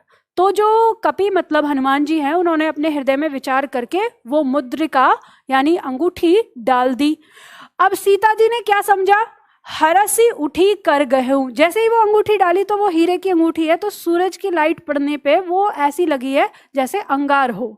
तो वो एकदम से वो खुश हो उठी कि अशोक के पेड़ ने अंगार उनको डाल दिया है। जिनहु मतलब ऐसा जानकर समझकर। लेकिन जब उन्होंने अंगूठी देखी, पास गई, तो उन्हें पता चला कि ये तो राम की अंगूठी है। तो यहाँ पर क्या है, उन्हें भ्रांतिमान यानी भ्रांति उत्पन्न हुई, तो भ्रांतिमान अलंकार। आगे देखो, क्षमा शोभती उसी भुजंग को जिसके पास गरल हो, उसको क्या जो विसरहित विनीत सरल हो, दंतहीन विसरहित विनीत सरल हो। तो कह रहा है कि क्षमा उसी को शोभा देती है, भुजंग मतलब सर्प, उसी सर्प को शोभा देती है जिसके पास गरल मतलब विष हो, जहर हो। तो अगर कोई जहर वाला सांप आपको कहे जा मैंने छोड़ दिया तुझे, नहीं काटता, तो आप उसका एहसान मानोगे कि हाँ हाँ बिल्कुल सही है भाई, माफ कर दिया।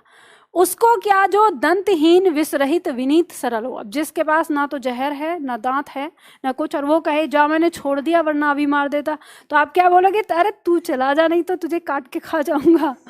तो कहने का मतलब ये है, एक तो शब्दार्थ हो गया, अब इसका दूसरा है भावार्थ, कि क्षमा उसी को शोभा देती है जिसके पास शक्ति होती है।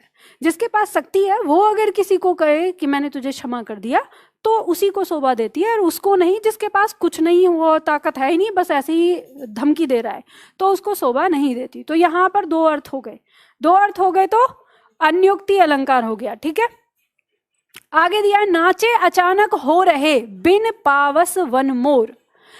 वन में जो मोर हैं, पावस मतलब वर्षा, बिना वर्षा के ही जो वन के मोर हैं अचानक नाच रहे हैं।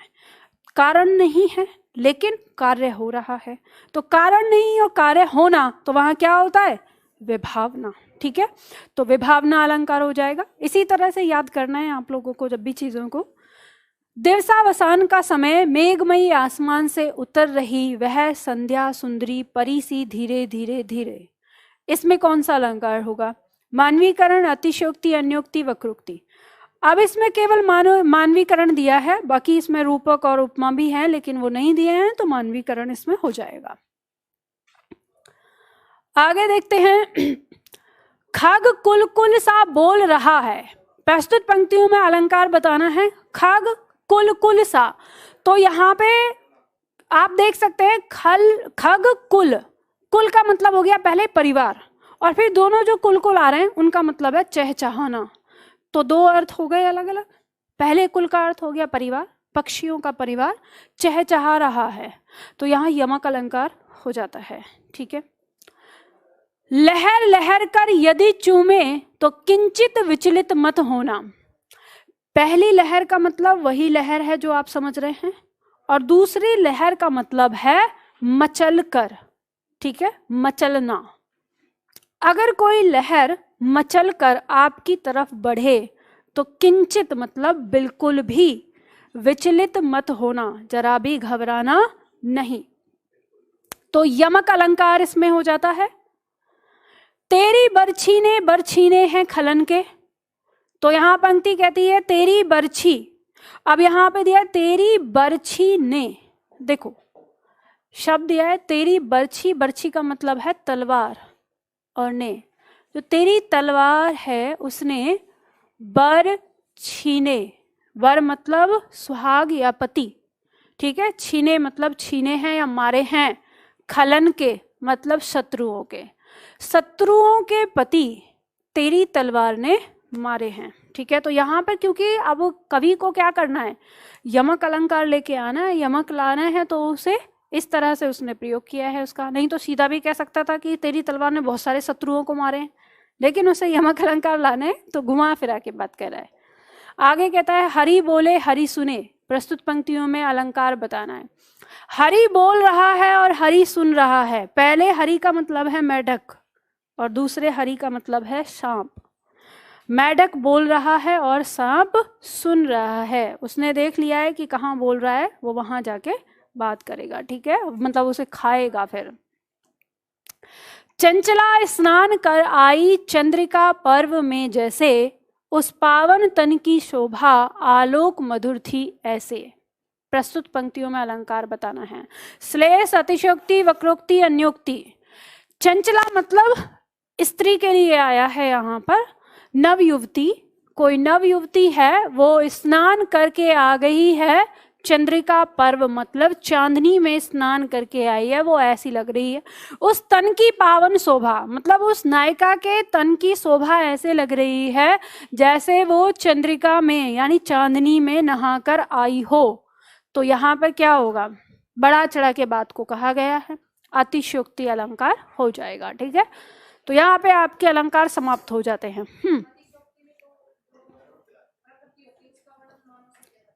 नहीं नहीं नहीं नहीं नहीं, अतिशयोक्ति में जो संभव नहीं होता वो करवाया जाता है, वो मानवीकरण है ना। तो यहां पर कह रहा है कि चांदनी में नहा के आई है, दूध में नहा के आई बोलता तो समझते भी, अब चांदनी में कैसे नहा के आएगी, तो यहां पे अतिशयोक्ति है। ठीक है, चलिए आज के लिए इतना करते हैं, फिर मिलते हैं सोमवार को।